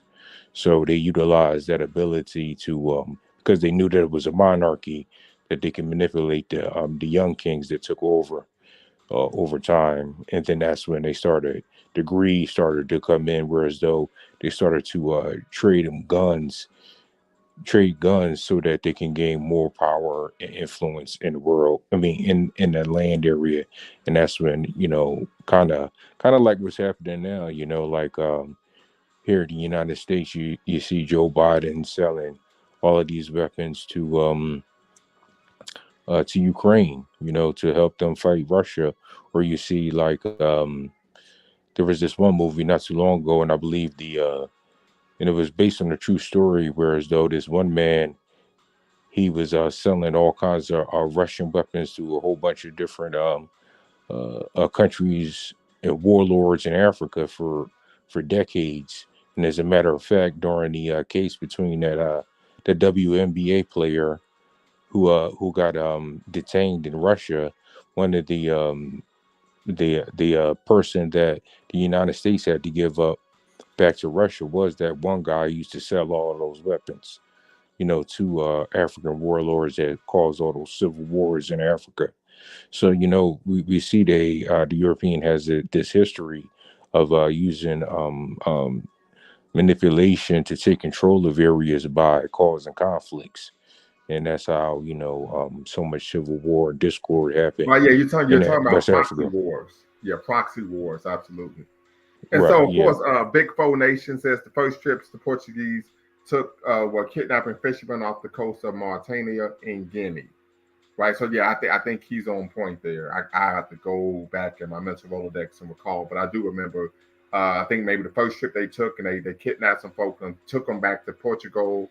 I think it's the capital of Portugal, Lisbon, and actually presented them to the Queen as a present. Right. So yeah, definitely Big Foe Nation. You're doing your on point there. Tap in, be part of the conversation. Yeah, it's true. 1440s is when the Portuguese started, kidnapping people from West Africa, and that point is very important because when people talk about, the slave trade, part of what white supremacists and apologists for colonialism will do is, well, they say, well, Africans sold slaves to the Europeans, so therefore Africans were complicit. But it's very important to understand that slave trade actually started with Portuguese going to West Africa and raiding villages and actually capturing people and taking them. So that was going on before it actually became more of an organized trade. So the first slaves that were taken by the Europeans were actually kidnapped.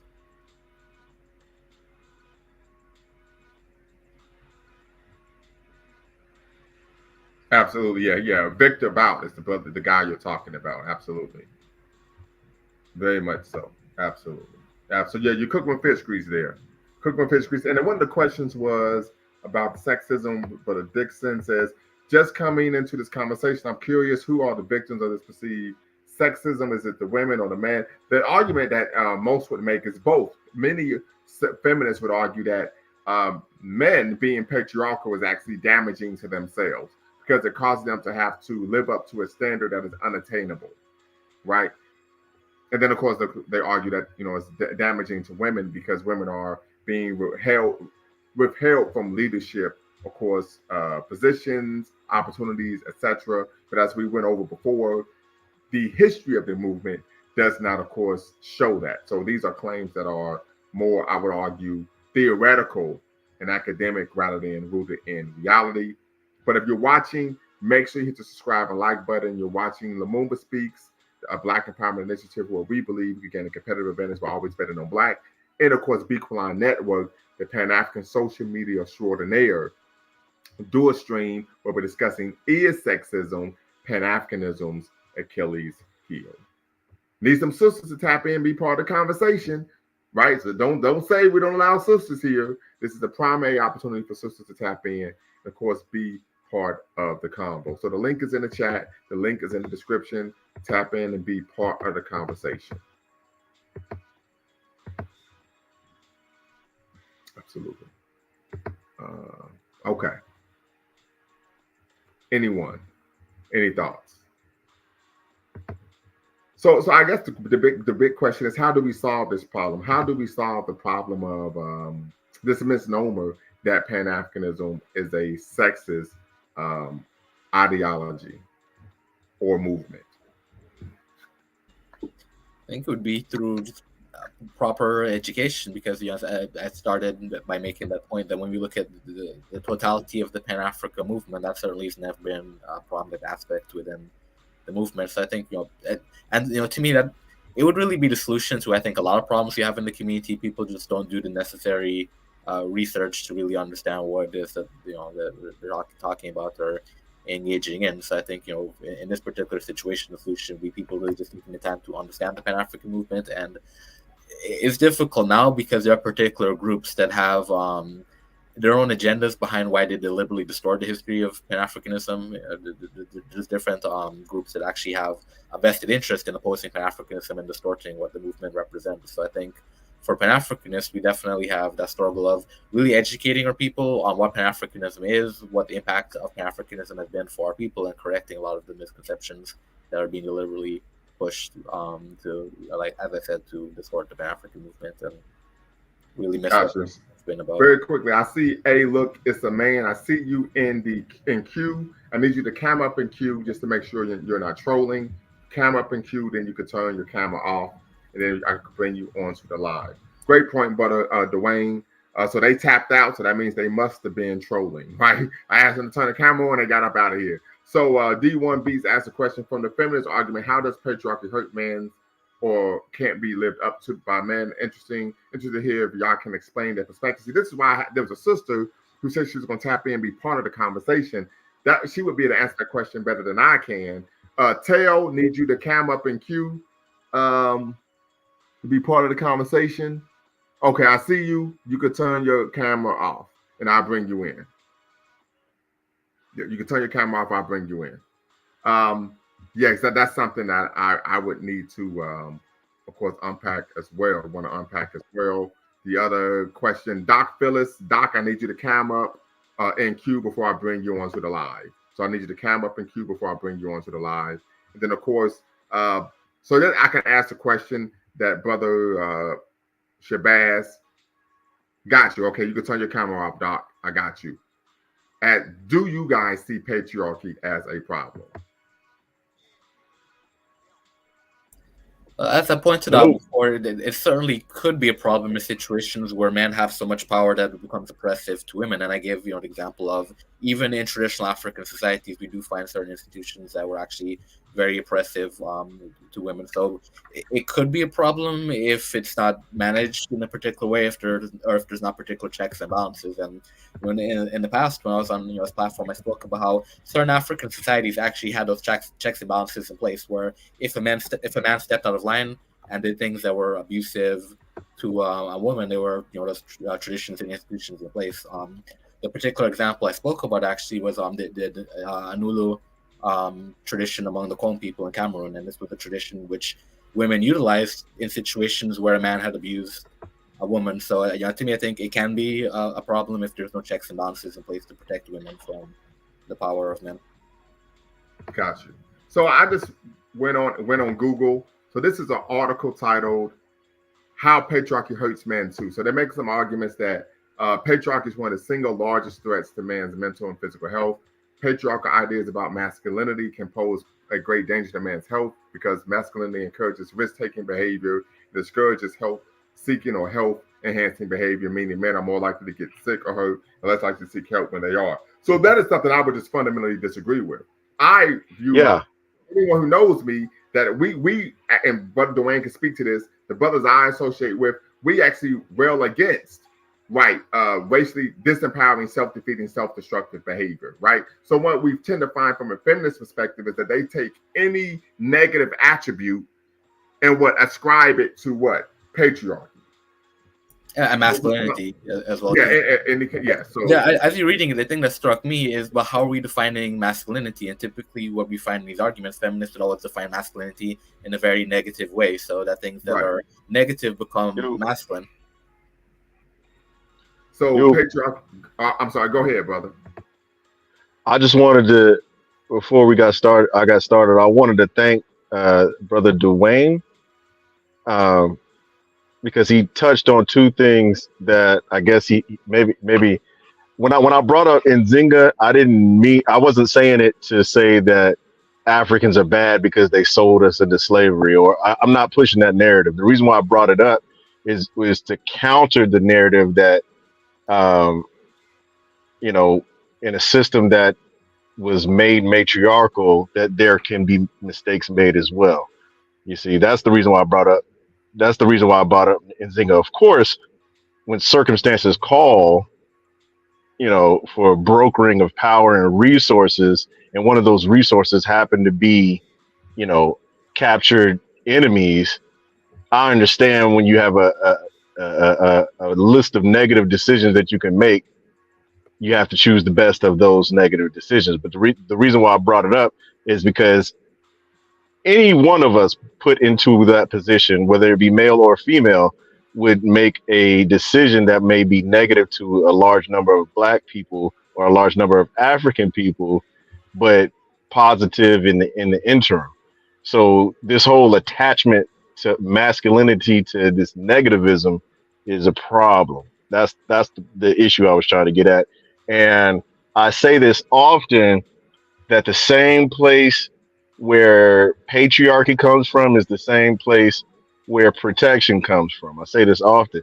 The same place, the same identity, or the same mental switch that it takes to harm someone is the same mental switch that it takes to choke out someone who's threatening your family, and or kill somebody. It takes that same level of mental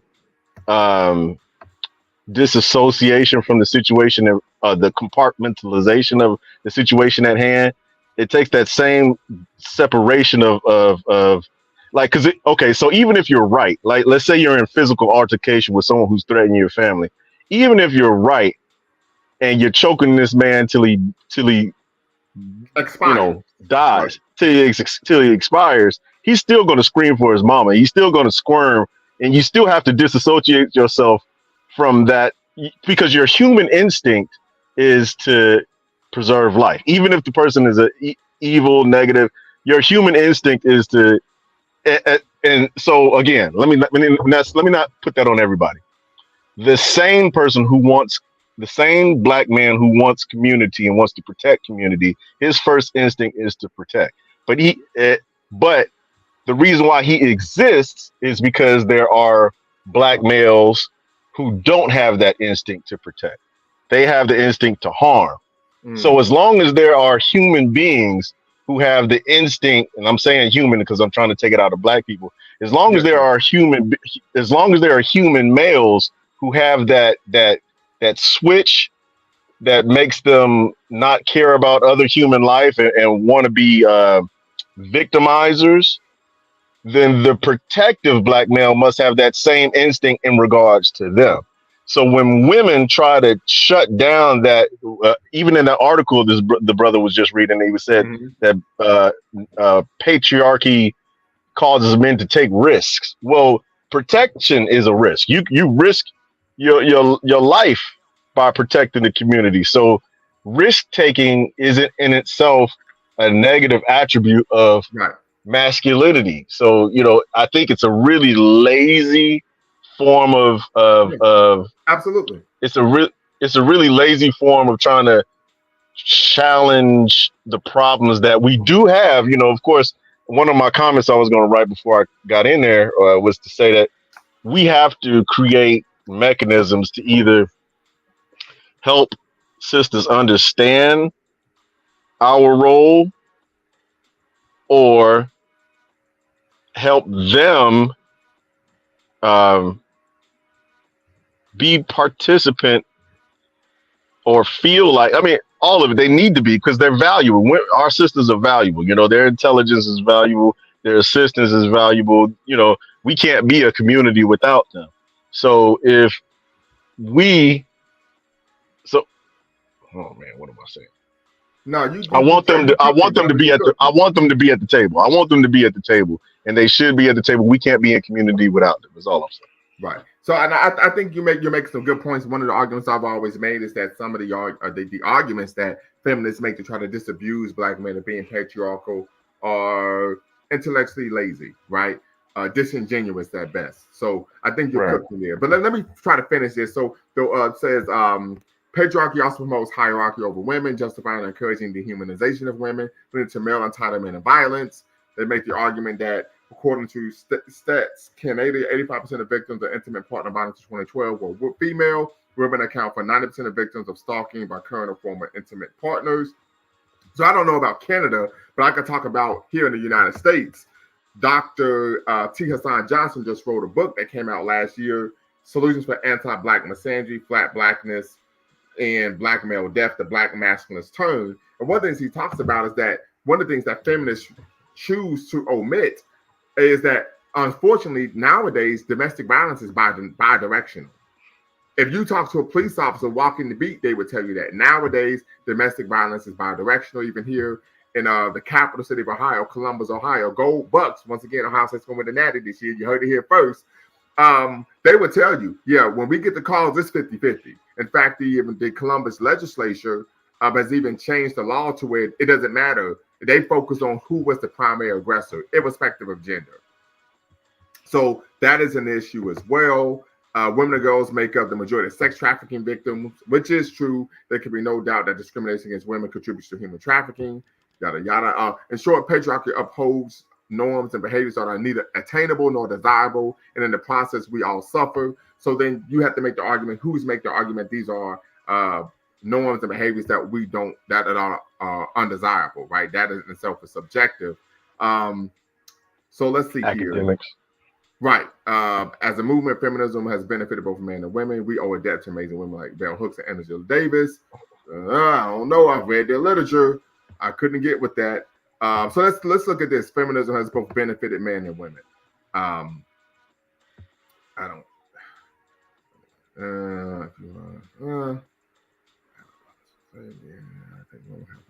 Yeah, so yeah, and so this is something that I've been dealing with, being in higher ed, is that they would make that claim, but never give any actual examples of how men actually benefit from feminism,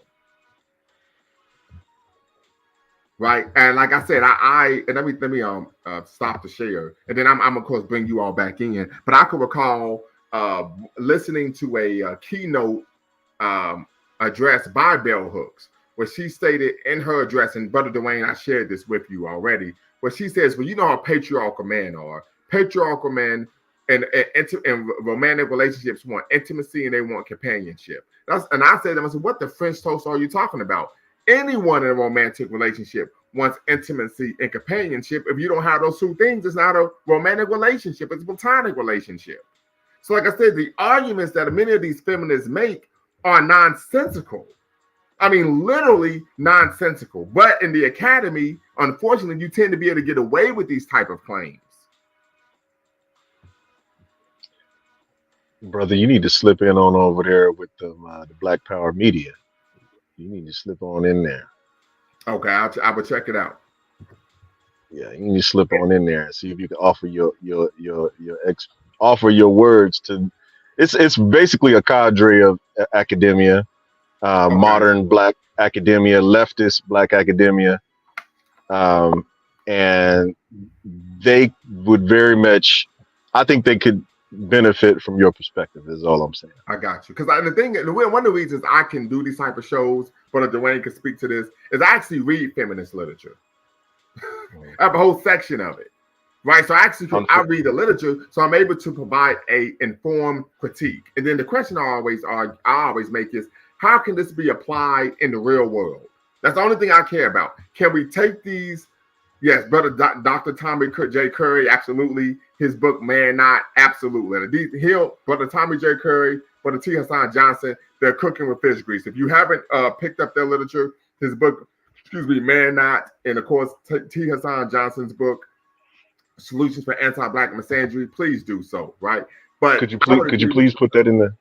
Could you please put those books in the chat? Yes, I can. Yes, I can. I will do that. So let me put the first one here, Solutions for. But yeah, this is a major issue. But I'm able to have a formed opinion or informed critique because I actually read the literature. It's typically nauseating to do so, but I'm able to do that.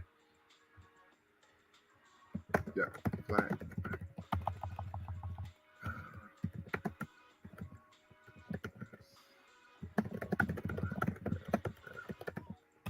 Okay. Any other thoughts, family?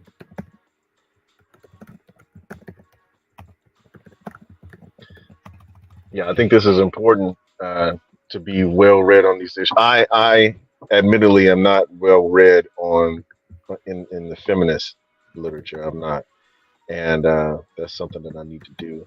But the reason why I say it's important is because they have their talking points. Like everything that you just read from that article is something that you will hear. Yeah, I know. An academic, leftist academic speak in regards to anything dealing with blackness, and they've tied anti-blackness to um, their feminist structure. And Oh yeah, absolutely. I've again, come across that in the academy. In Brother D1 Beats, I have reached out to Dr. T. Hassan Johnson via email. He has agreed to come on the show.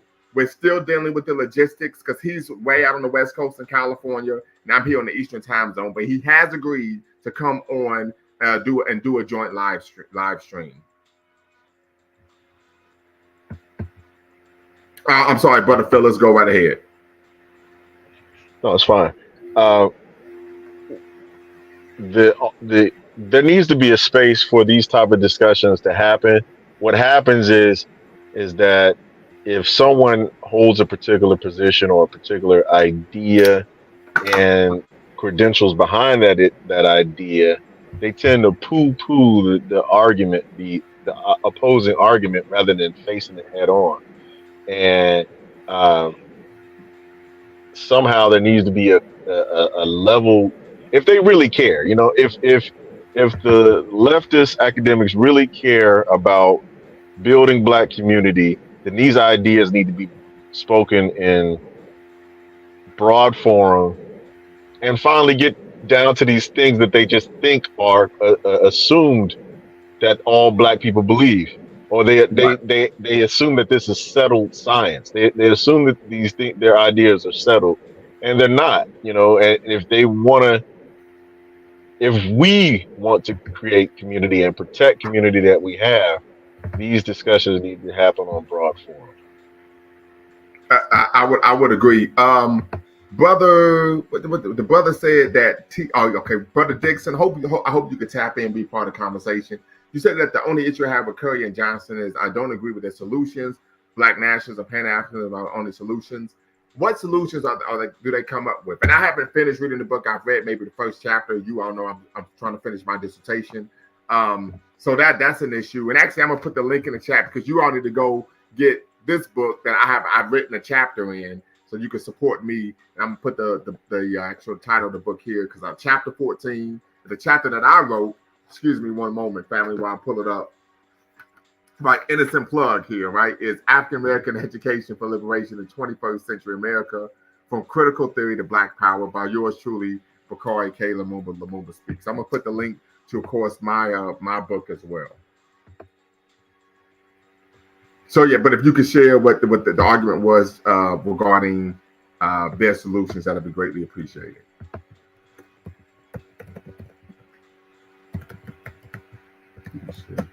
Are you familiar with T. Hassan Johnson and Tommy J. Curry, brother Omawale? I am with Curry, not as much Johnson. Actually, okay. It's interesting because the writings from Curry that I've read actually were related to Black nationalism. Okay. So I don't know what his ideology is. I mean, I've read his writings on particular nationalist figures such as Delaney and Johnny E. Bruce. I don't know if he's a nationalist or not, but I've read his writings regarding some Black nationalist figures. Gotcha. Hello, can I hello? Yes, go right ahead. Oh yes, yeah. What I wanted to say is that, in regards to trying to solve these differences with the feminist ideologies along in this how it coincides with the Pan-Africanist movement is, I believe that, for it to be more of a understanding in between the two sexes, I think that Black men have to engage more in the conversation on the academic level. So we live in a country where everything is monetized, and it's a democracy where the majority rules. And we already know that women, particularly Black women, outnumber us. Maybe even 2-to-1, even close to those numbers. Not just on the academic world, but just in the civilian sector in general. So there's always going to be more of a market for their literature and their philosophical literature to be marketed to the African American public, as opposed to the ideologies or the thought process of the African American man. And we've noticed this with blockbuster movies like The Color Purple, and famous literature from Maya Angelou, where black females have had large success, moving their philosophies and ideologies to the marketplace more so than the African American man has been able to do, just from sheer numbers and influence on the actual marketplace in general. Right. Absolutely. So I didn't know that Johnson supports. He said, I haven't read Johnson's books, but I have seen his YouTube streams. I've never heard any solutions except this low key solution of just date out. Oh, wait. D1B says the same thing. Wow. Lord have mercy. I don't know about I don't think that's a solution whatsoever. Man, maybe that's why he stopped responding to my email. I don't know. Man. Okay, yeah. Thank you very much, D1. Thank you very much, Brother Richard. Man, I did not know that. Man, y'all ruined my night. You know what I mean? I'm sad. Talking about a straight deflated. Okay, very good. Santa Claus isn't real. Yeah, I just found out Santa Claus isn't real, right? Man. Okay. I'm sorry, what did I miss? No. So yeah, the brother was sharing how he argued that T. Hassan Johnson and Tommy J. Curry, he doesn't think they actually provide solutions to some of the issues black men face. Yeah, he says the only issue I have with Curry and Johnson is I don't agree with the solutions. Black nationalism and Pan-Africanism are the only solutions, and both two brothers were able to substantiate that Dr. T. Hassan Johnson's solutions to the problem is to date out. Oh wow. Yeah, I know, right? Like, man, like, man, like I was looking forward to having dessert after dinner. Man, that just hurt my heart. Whew.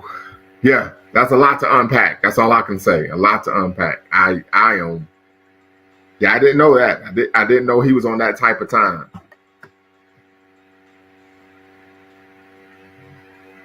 Yes, I know he has a template. I think it's even here in the book. I might be able to pull it up where he argues there are a number of actual.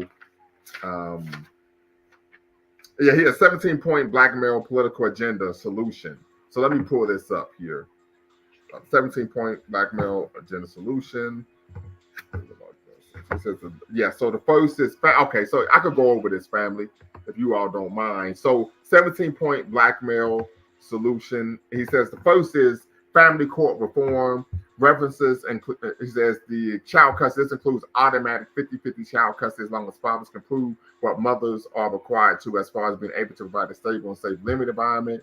Once determined, pre-existing income-based alimony, child support, and judgments levied against black men should be reassessed. Also, child support payments for either parent should be eliminated with 50-50 custody. Should only be considered if there isn't a 50-50 custody arrangement. The presumption of law that 50-50 custody is in the best interest of the child and children.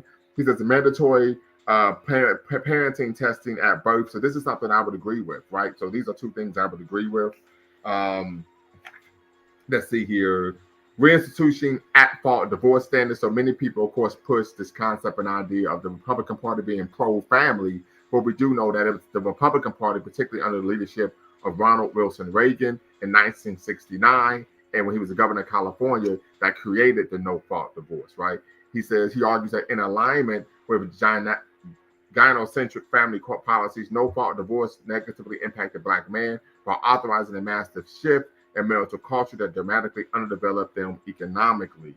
Termination of parental obligation, as we understand the law, is a woman's right to choose whether or not she will carry a baby to term, put the child up for adoption, or abort it. Therefore, within the first 6 months of being informed about the pregnancy, men should have the right to financially disassociate themselves from it. Child support value system, right to lifestyle, require formal child support management reports. So yeah, these are things I would agree with. Like, okay, if you're going to receive child support, you have to ensure that those child support payments are explicitly earmarked for approved child-related expenses only. Costs used on non-child-related expenses must be accounted for by the custodial parent. Prohibiting jailing for failure to pay child support. Such incarceration frequently punishes men for being poor more than anything else. This in turn increases black male unemployment and further hurts families' economic stability. So yeah, so there's a lot here. Tax filing options, right? Many people don't know that if you aren't the custodial parent, you can only file for taxes, file your child on your taxes. The mother allows you to, agrees, right? So yeah, I would actually have to. Yeah, I think this 17-point plan. I see a lot in here um, that I actually would agree with. I'm not going to read the entire thing because we'd be here all night. But yeah, absolutely, absolutely. And of course, I will say that there's nothing in here regarding dating out. But once again, I'm gonna reach back out to Dr. T.S. Johnson and see if we can re-energize that conversation about him coming on the platform. But also, D1 says that, to be fair, he says unless the conditions don't change, he says black men should go their own way. I want to be clear. I just read Curry and said, even with my criticism, okay, I would just read, okay. They may not explicitly say date out, but if you read between the lines, you will see it overstood. But the problem is we don't really control or influence what you just named solution-wise, so I don't see it changing. Is the black population dwindling in the country? I read a report on this, but I don't think it's true. So JJ Kill9, you can tap in and be part of the conversation. Once again, if you're watching, hit the subscribe and like button, hit the notification bell. You're watching a dual stream between with Beacon Network, the Pan-African social media extraordinaire, and of course, LumumbaSpeaks.com, Black Empowerment Initiative, where we believe we can gain a competitive advantage by always betting on black. And we're having a conversation regarding is sexism, Pan-Africanism, Achilles' heel. We basically disabused that claim, showing that it's patently false. And so now we're kind of tapping into one of the claims by black feminists, thought leaders is that patriarchy is problematic, it's unattainable, and we've really been able to unpack why that is nonsensical as well. So once again, I'm gonna open it back up to the brothers on the panel, and of course we can begin where you all like.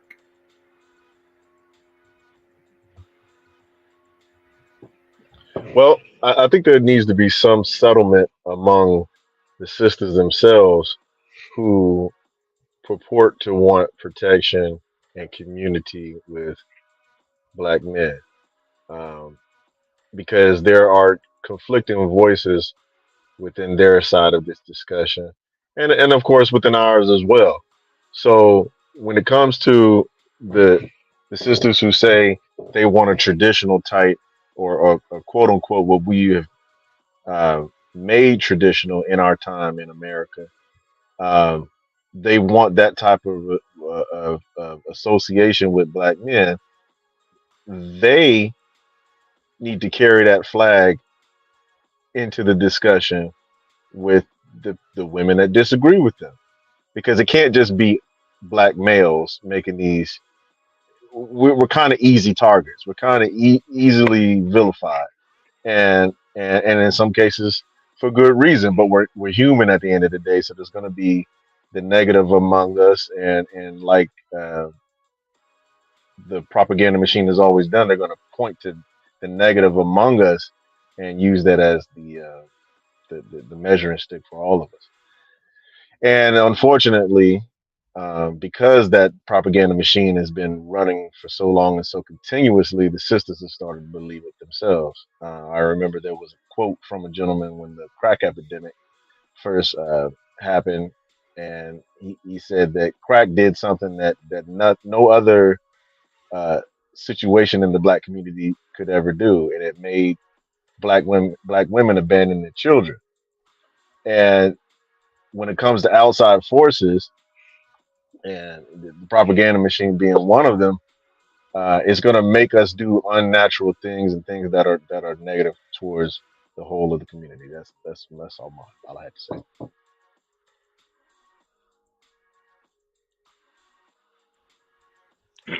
Hello, can you hear me?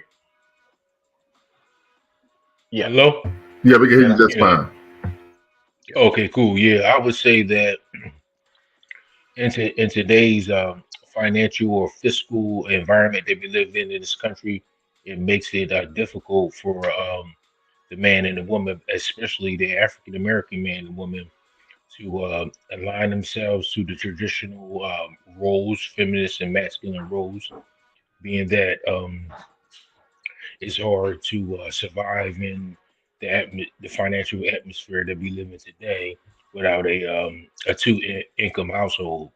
So if you have a family who, both the man and the woman are out, being breadwinners for the family, who and then they both contribute to the wealth of the family, who is the head of the family.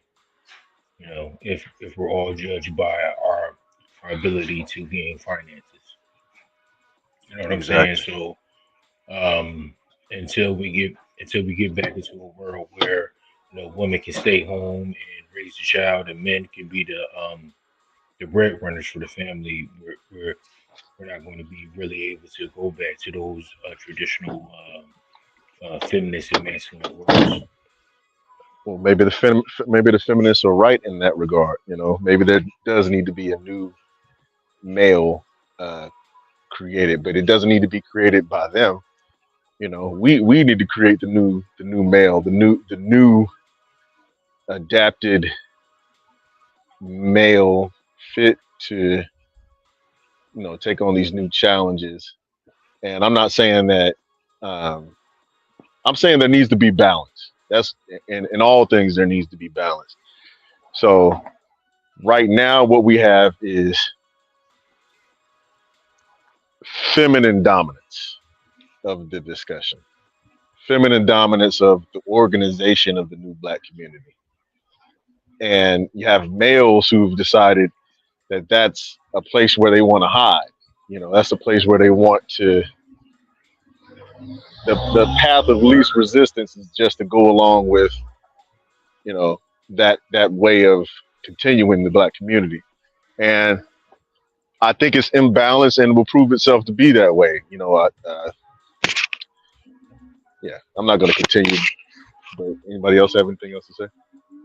Yeah, I mean that's why it's so imperative that we engage in building our own institutions and our own financial institutions, so that we can have businesses where as though we can distribute the funds to the African American male or the African American woman, or at least influence the way it's distributed, so that we can have more of a functioning family structure in between the male and the female in our communities. But as long as we are subject to the whims of the European economic power structure, we're never going to be able to have the control of our own ability to control our own lives in that regard. So yeah, that's why it's so important, 100%. and that's why I was so, and that's why a lot of Pan Africans influencers were such against, what Deion Sanders did in regards to leaving um, the historically black college, the HBCU, is because that was an ability for a wealthy African American man to establish our own foundation or our own institution that we could build from, and the rest of the African American community could feed off of the uh, the influence that that institution would have had in our communities. By one of our most valuable assets, one of our richest, most influential assets, leaving the black community for a white institution, that potential of turning that white institute or that black institution to like a hub for financial prosperity for African Americans was lost. You know, so, and he can influence other influential African Americans to start businesses in black communities. So we're always going to be subject or modern day slaves to the power of the European dollar. 100%. And keep in mind, that's what the sisters did.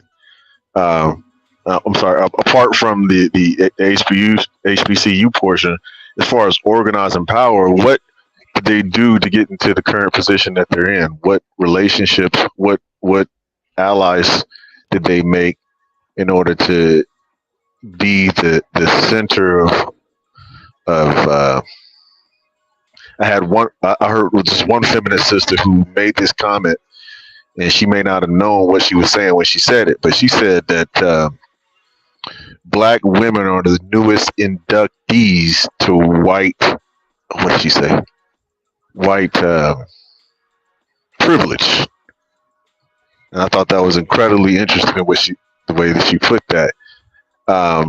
But again, something that comes natural, and this is, maybe it comes out sexist, but something that comes out natural to women is community. Something that comes community amongst themselves. And if we're talking about changing the new black male, that's something that we have to do naturally. We have to kind of adapt as men do to stop being loners. We have to create community amongst ourselves so that we can distribute these benefits amongst ourselves and organize in a way that the sisters did. They did their thing, over the past 30, 35 years. The Black Girls Rock and all those different types of organizations that focused on female only benefits and the upliftment of their particular demographic. And at some point, someone who's better read than me on feminist literature, maybe it was Angela Davis or Bell Hooks, black women started seeing themselves as separate from black people, more so as a entity amongst themselves. And once they took that identity, then they could organize specifically as that, and we have a lot to answer for as black men. There's been a lot of trauma, no more trauma than there would be in any other human group, but because of our positioning as a community that's been attacked so much, this is the common claim amongst black feminists, that they had protected black men for so long and black men did nothing but traumatize them, you see. So in the instances that there was trauma coming from the black side, the black male side, we need to acknowledge that if we want to create community. I don't want to ramble on too much.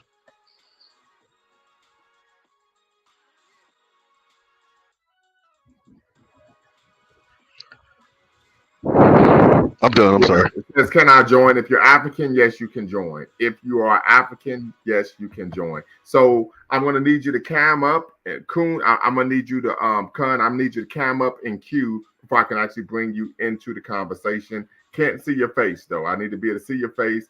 Okay, I see what we got going on here. All right. So non-African can't come in. All right. So let's see here. Appreciate black women are only able to operate like that because of this environment. Other groups of women do not do that because they are molded by their cultures. And I think a lot of that, of course, and I see what you're saying there, Brother Dixon.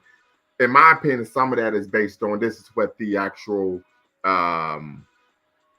enemy wants to have take place. Right? So I think that's something that we have to consider as well.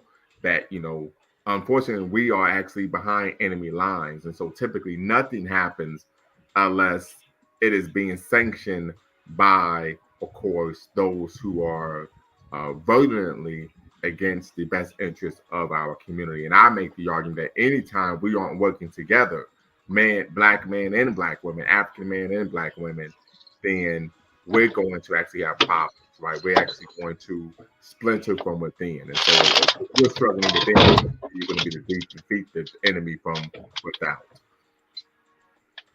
I think we should stay there for a minute. What particularly are these forces, and where's the proof that they? I appreciate that, brother. So I would give a couple of examples. One, I would cite Dr. T. Hassan Johnson's text. One, he is the family court system. So right, it actually incentivizes removing the father, the black man, from a functional role in the nurturing, raising, development of black children. And we know that even that feminist ideology, even education plays a role that argues that what children would do better without the father in the home. But the data, the facts, data, and statistics shows that children actually do better. They're less likely to be victims of physical and sexual abuse if the father is present in the home. The biological father, not mom's boo thing, not mom's bae, the actual dad, right? And so that those are two issues right there, right? The family court system, and then of course ideology, which we even find sometimes even being promoted in K through 12, right? This concept and idea that children are better off if the father is not present, right? And one of the things that Dr. T. Hassan Johnson talks about on his platform, on his channel, and even in his book, is how this whole concept is rooted in ideology, even though the data, of course, belies the arguments that the ideology is making. We find that children do worse when the father's not in the home in terms of behaviorally, in terms of academically, in terms of self-esteem. They're more likely to become ensnared by the carceral state, to become sexually promiscuous, to abuse drugs and alcohol. All of these issues go up exponentially when the father is not present. So one of the major issues we find, in my opinion, of course, I'm not being original in this proclamation, is the family court system and, of course, feminist ideology. In fact, when we look at some of the work of Cornell Hudson Weems, she wrote the book Africana-Womanism, and of course she provides a vociferous critique of Black feminist thought. One of the first things she states on page 1 is, hold on, give me 1 second, family. This is the actual introduction, not chapter 1. Please forgive me. Chapter 1, Africana-Womanism. Feminism, how we feel about that embarrassing Western philosophy.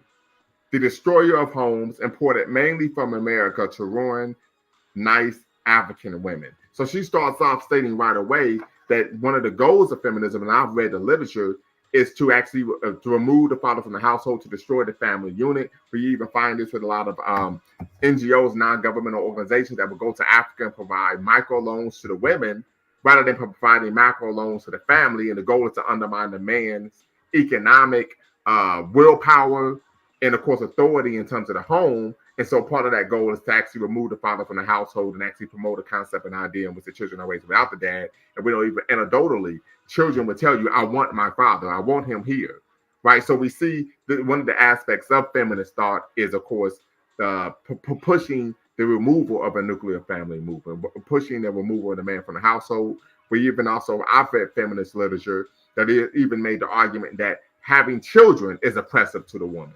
Right, the expectation that women should be the primary nurturers of the child is oppressive, even though their bodies are made to do that very thing, right? So, like I said, I've read the literature. It's wild, right? Wild. I've actually read the literature, but this is the literature that people are, of course, reading. I would argue there's some indoctrination that's taking place, and as a result, you find many feminists, of course, choosing not to maybe have children, but even if they do have children, neglecting the responsibilities of motherhood.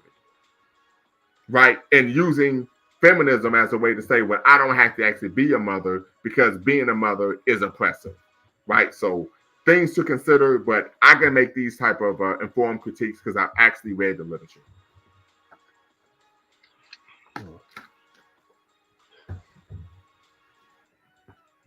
Well, this class of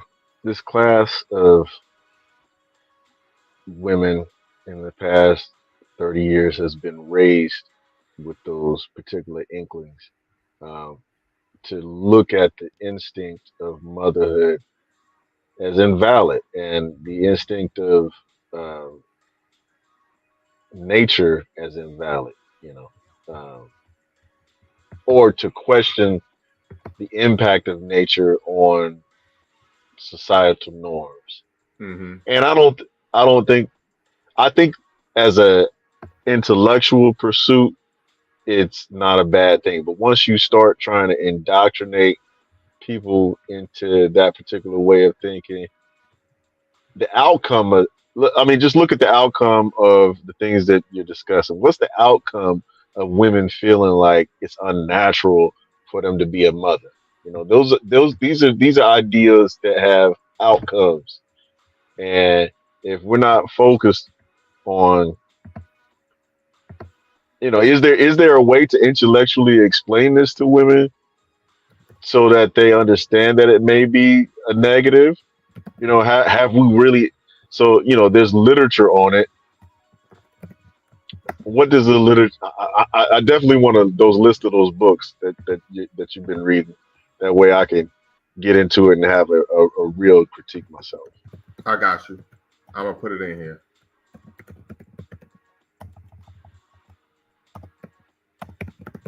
Brother Dwayne, any thoughts? I'm listening at this point. Got you. Brother Sandman. Hey, Hey, Brother Sandman, a side note, what's up with your boy Joel Embiid and those 76ers, man? He looking real unfamiliar out here. Oh man, he broke my heart. And he does it every postseason. Oh man, well he was born and raised in Cameroon. Uh-huh. Yeah, so he's been having a whole lot of physical issues in regards to like staying healthy, and he's a big man, and sometimes like people, when they have that gigantism issue, they have a lot of lower extremity problems with their health. So he's had that issue the entire time that he's been in the NBA and going through, the injury process. So yeah, he hasn't been able to get over that hump and uh and take it to the next level like his predecessor Hakeem Olajuwon and lead his team to a championship is very unfortunate. Plus, the NBA is a business, so it might not be in the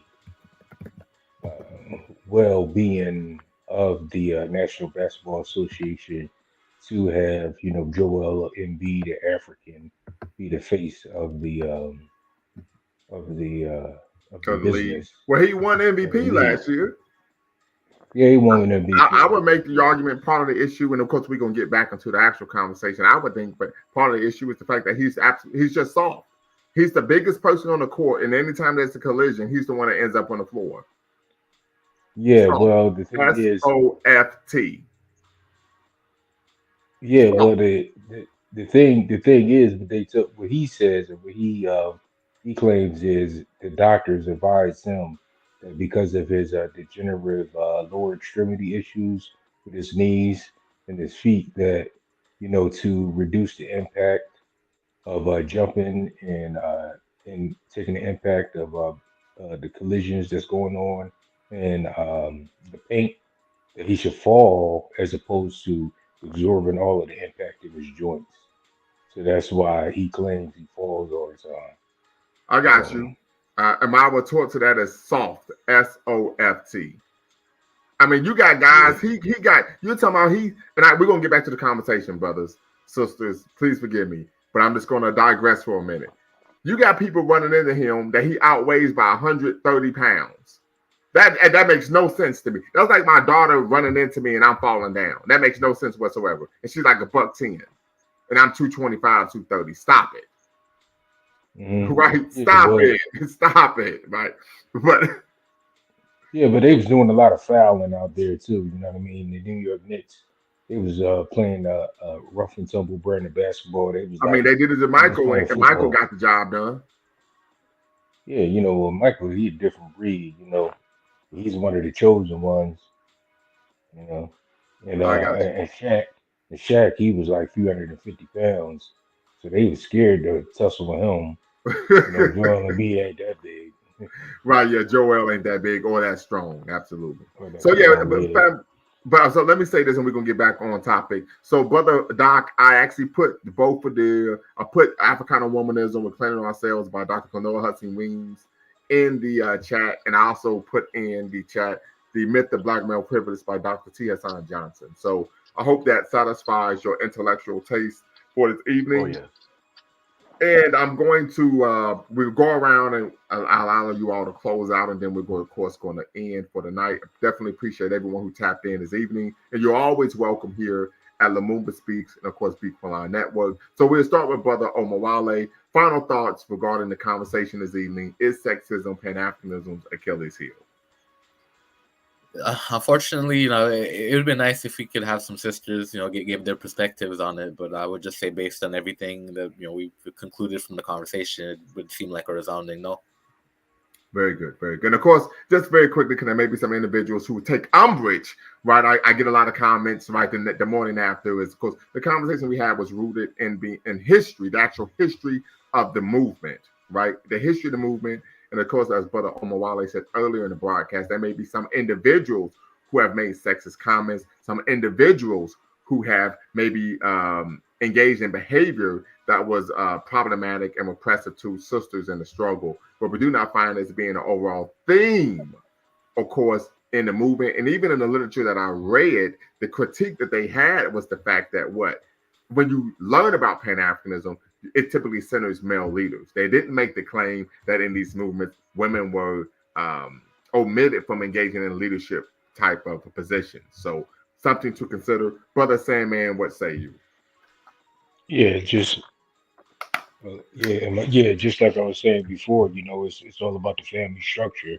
So if we got, a whole group, if our objective is to the promotion and the building up of the African American community, or not just the African American, but Africans in general, the family has to be a huge part of that foundation. So if we have, the women who bring life into this world, you know, to make more boys, to make more girls, to continue our lineage on through the generations.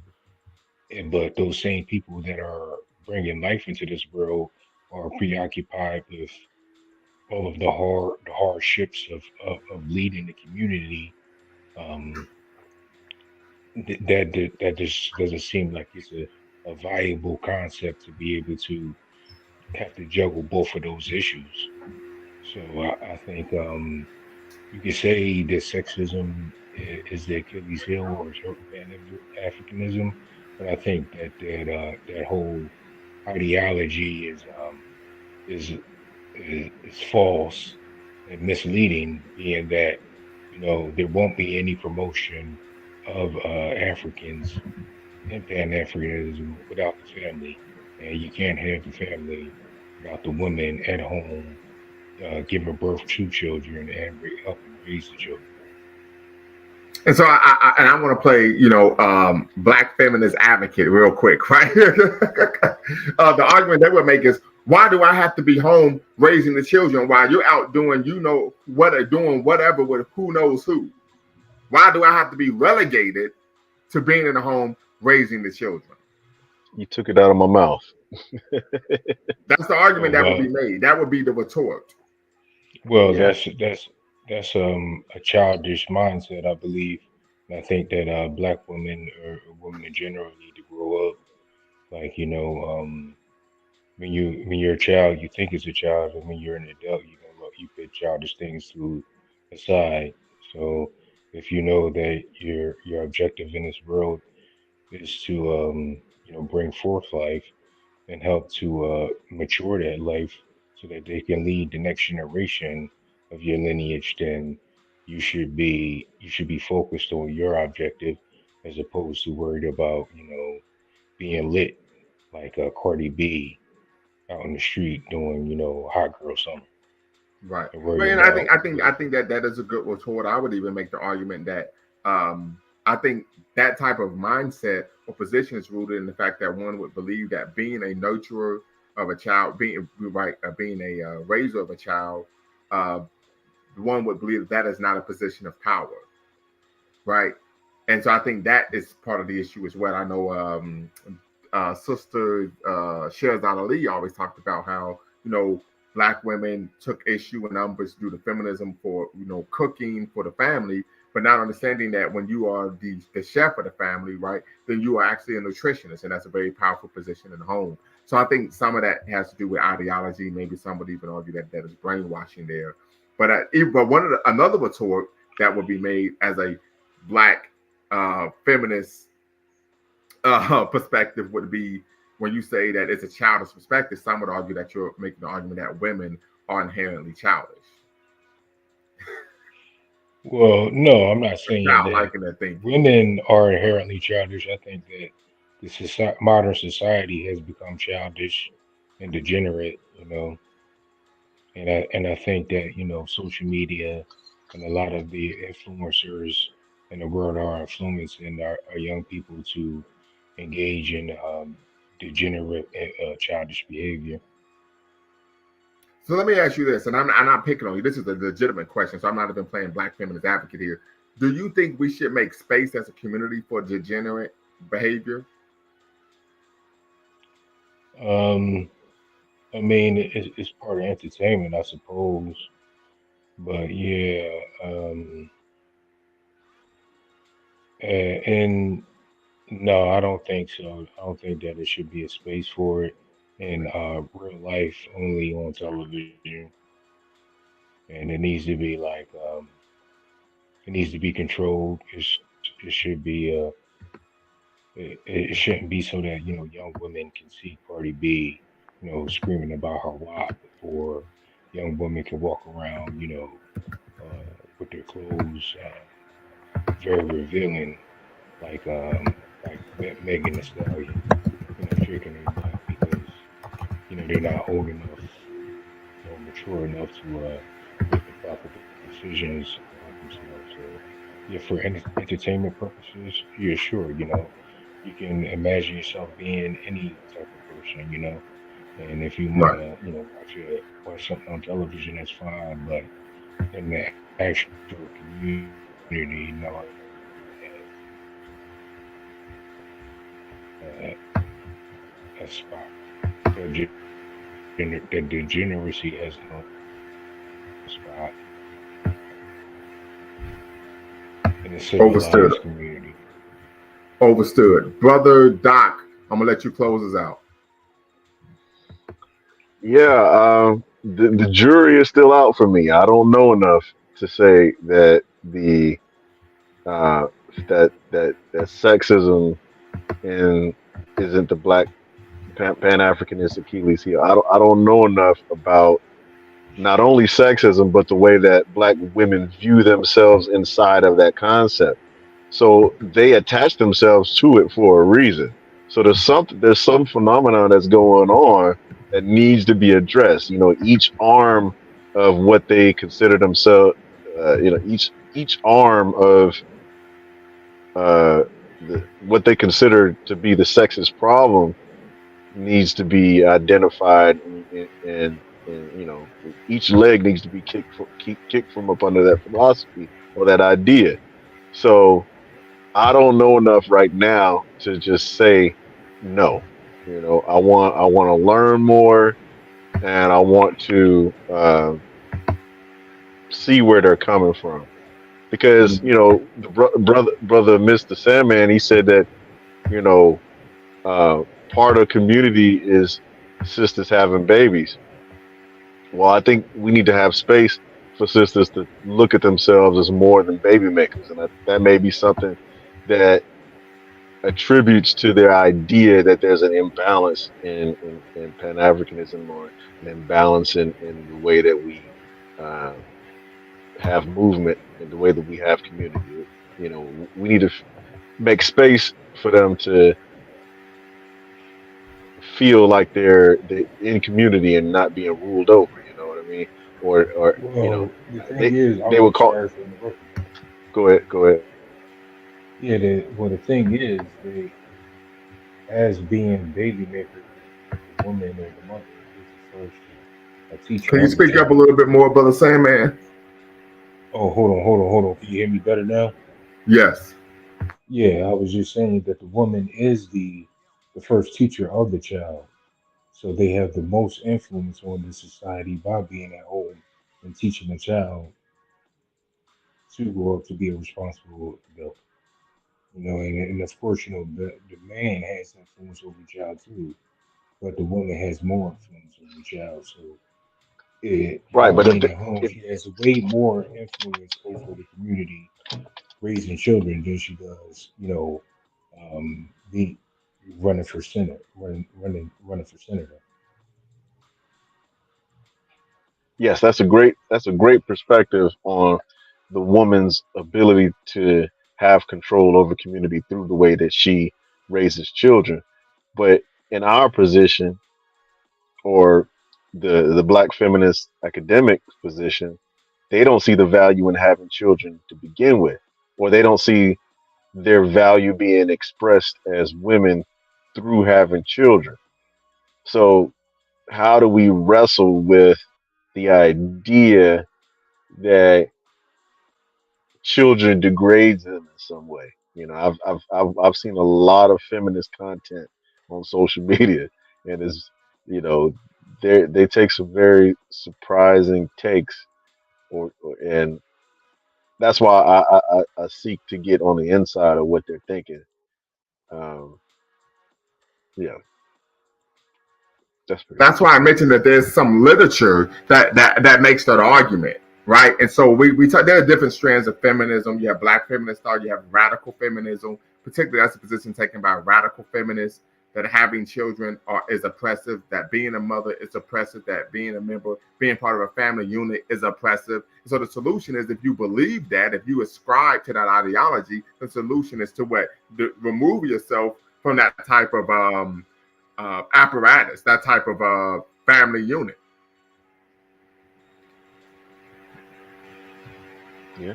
I would argue that if you are engaged with a woman who thinks that way, my advice would be to drop everything and run immediately. We Literally, can't do drop that, bro. We can't and do run. that, brother. We can't. And We here's the can't. reason why I'm saying it. That was a bit tongue in cheek, but here's the reason why I'm saying this. In my opinion, that's someone who is going to be a provocative victim. They're going to view everything that you do as problematic. You open the door for them, you're being what's the term that I want to use? If you open the door, you're not pedestalizing, but you're A chauvinist. not a chauvinist, but you're golly. It starts with a P. When you're you're placating. Patronizing. You're patronizing. You're patronizing. You're placating, right? If you know, and so it gets to the point like it's exhausting because you're walking on eggshells. 1 minute they may love being a mother, the second they feel like it's oppressive, like, you know, or you have a situation where, and this is why that Safe Haven Act was even created, because you had a lot of women, unfortunately, who were deleting their children. That's why the law was made in the 90s, where a woman, because a man can't do it, drop a child off at a hospital, fire station, or police station, because the women were actually deleting their babies. But from a feminist perspective, the argument is that children are in danger when they are in the home with their fathers. We know that isn't true. And what did these women do when they killed their children? They would say, a black man stole my car with the kids inside. Right. So, yeah, I mean, literally, this is what happened. Right. One of the most prominent cases was in South Carolina. One of the characters in the TV show Oz, the white woman in the TV show Oz, that was an inmate, was based on the woman who actually did that. Oh wow. Yeah. So it's like, you know, like I said, I deal with the real world ramifications of these concepts and ideas. Right. I would make the argument, if I had a child and then say, you know what, I don't want to be a father, everybody would excoriate me as being irresponsible and immature, right or wrong. Right? But unfortunately, Yes. from a feminist perspective, well, you know, she's just not ready. We need to create space for her to find her place when she's willing to. Nah, I don't play those type of games. It's called accountability. That's part of traditional African culture. If you French toast didn't want to have the child, you better woman up and handle your BI now. Because if it was a man, we say, well, if you ain't gonna take care of the child, we're gonna throw your monkey behind in jail for failure to pay child support. So I treat men and women equally. Literally, not figuratively, literally. You don't get a pass because of your gender over here.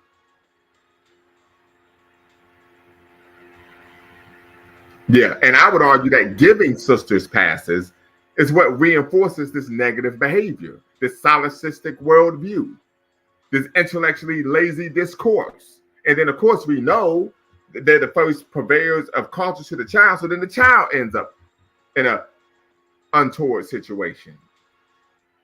So it's a vicious cycle. So when we talk about in the history of the movement, that there was always individuals and organizations seeking to empower the women because they knew the ramifications of what would happen to the next generation if we didn't push our women to be intellectual stewards, purveyors of knowledge, right? Thought leaders, right? What that's going to negatively affect the child because the child's going to look at mom and say, well, mom is over here pop locking and dropping it, then that's what I'm going to do.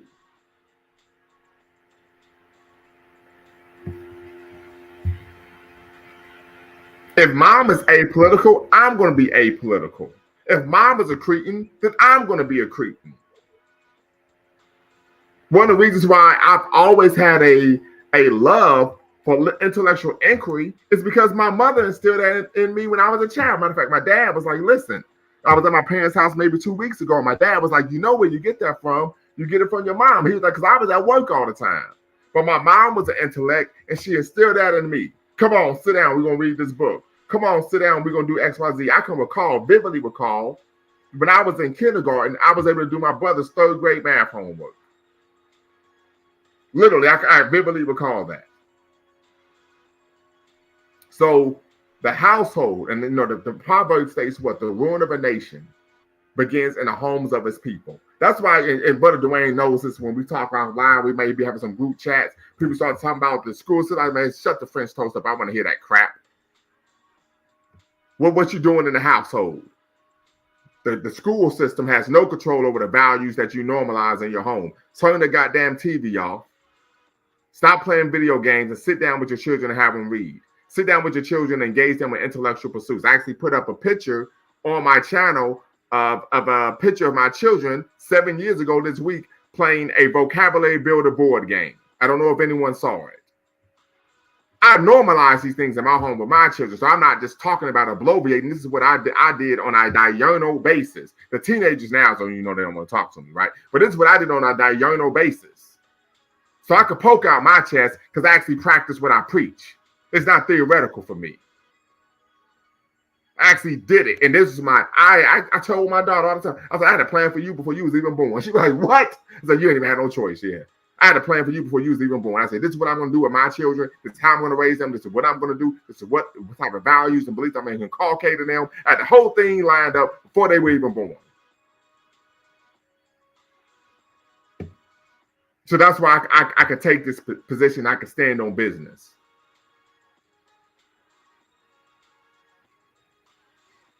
Yeah. But until next time, Brother Doc, go ahead. No. Thank you. That's all. Thank you. All right, so I appreciate you all tapping in. Until next time, y'all know what to do. Always bet on black. Peace.